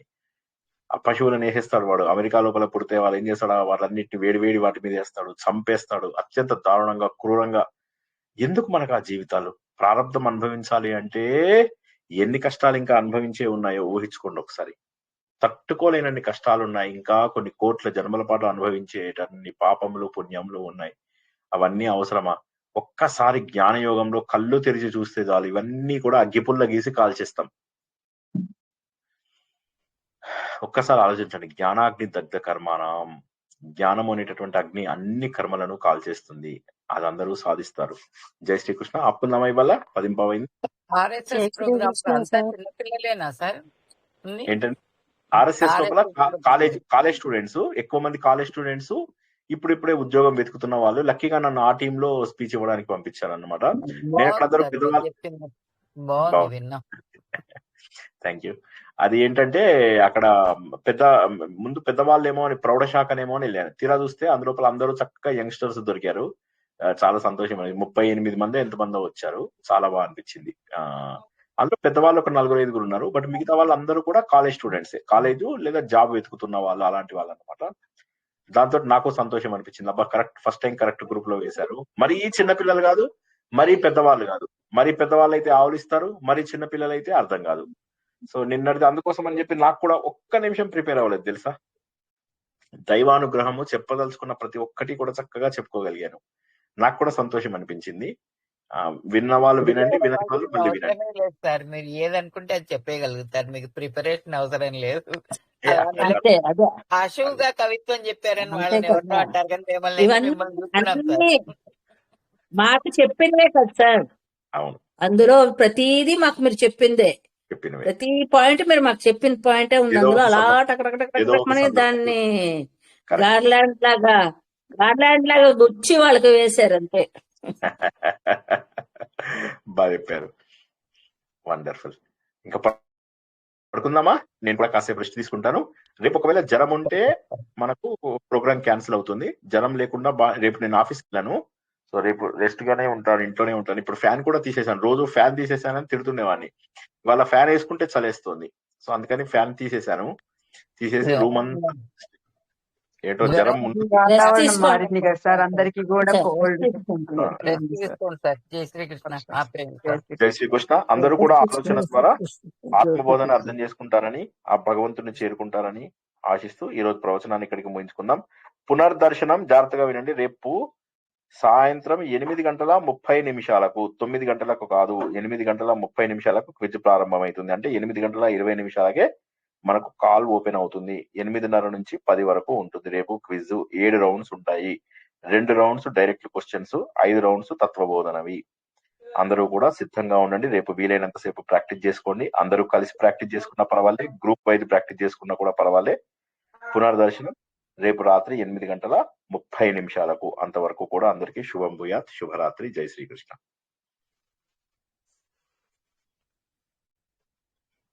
జై శ్రీకృష్ణ సార్. జై శ్రీకృష్ణ సార్. జై శ్రీరామ్. జై శ్రీకృష్ణ సార్. శ్రీకృష్ణ. జై శ్రీకృష్ణ సార్. కృష్ణ. సార్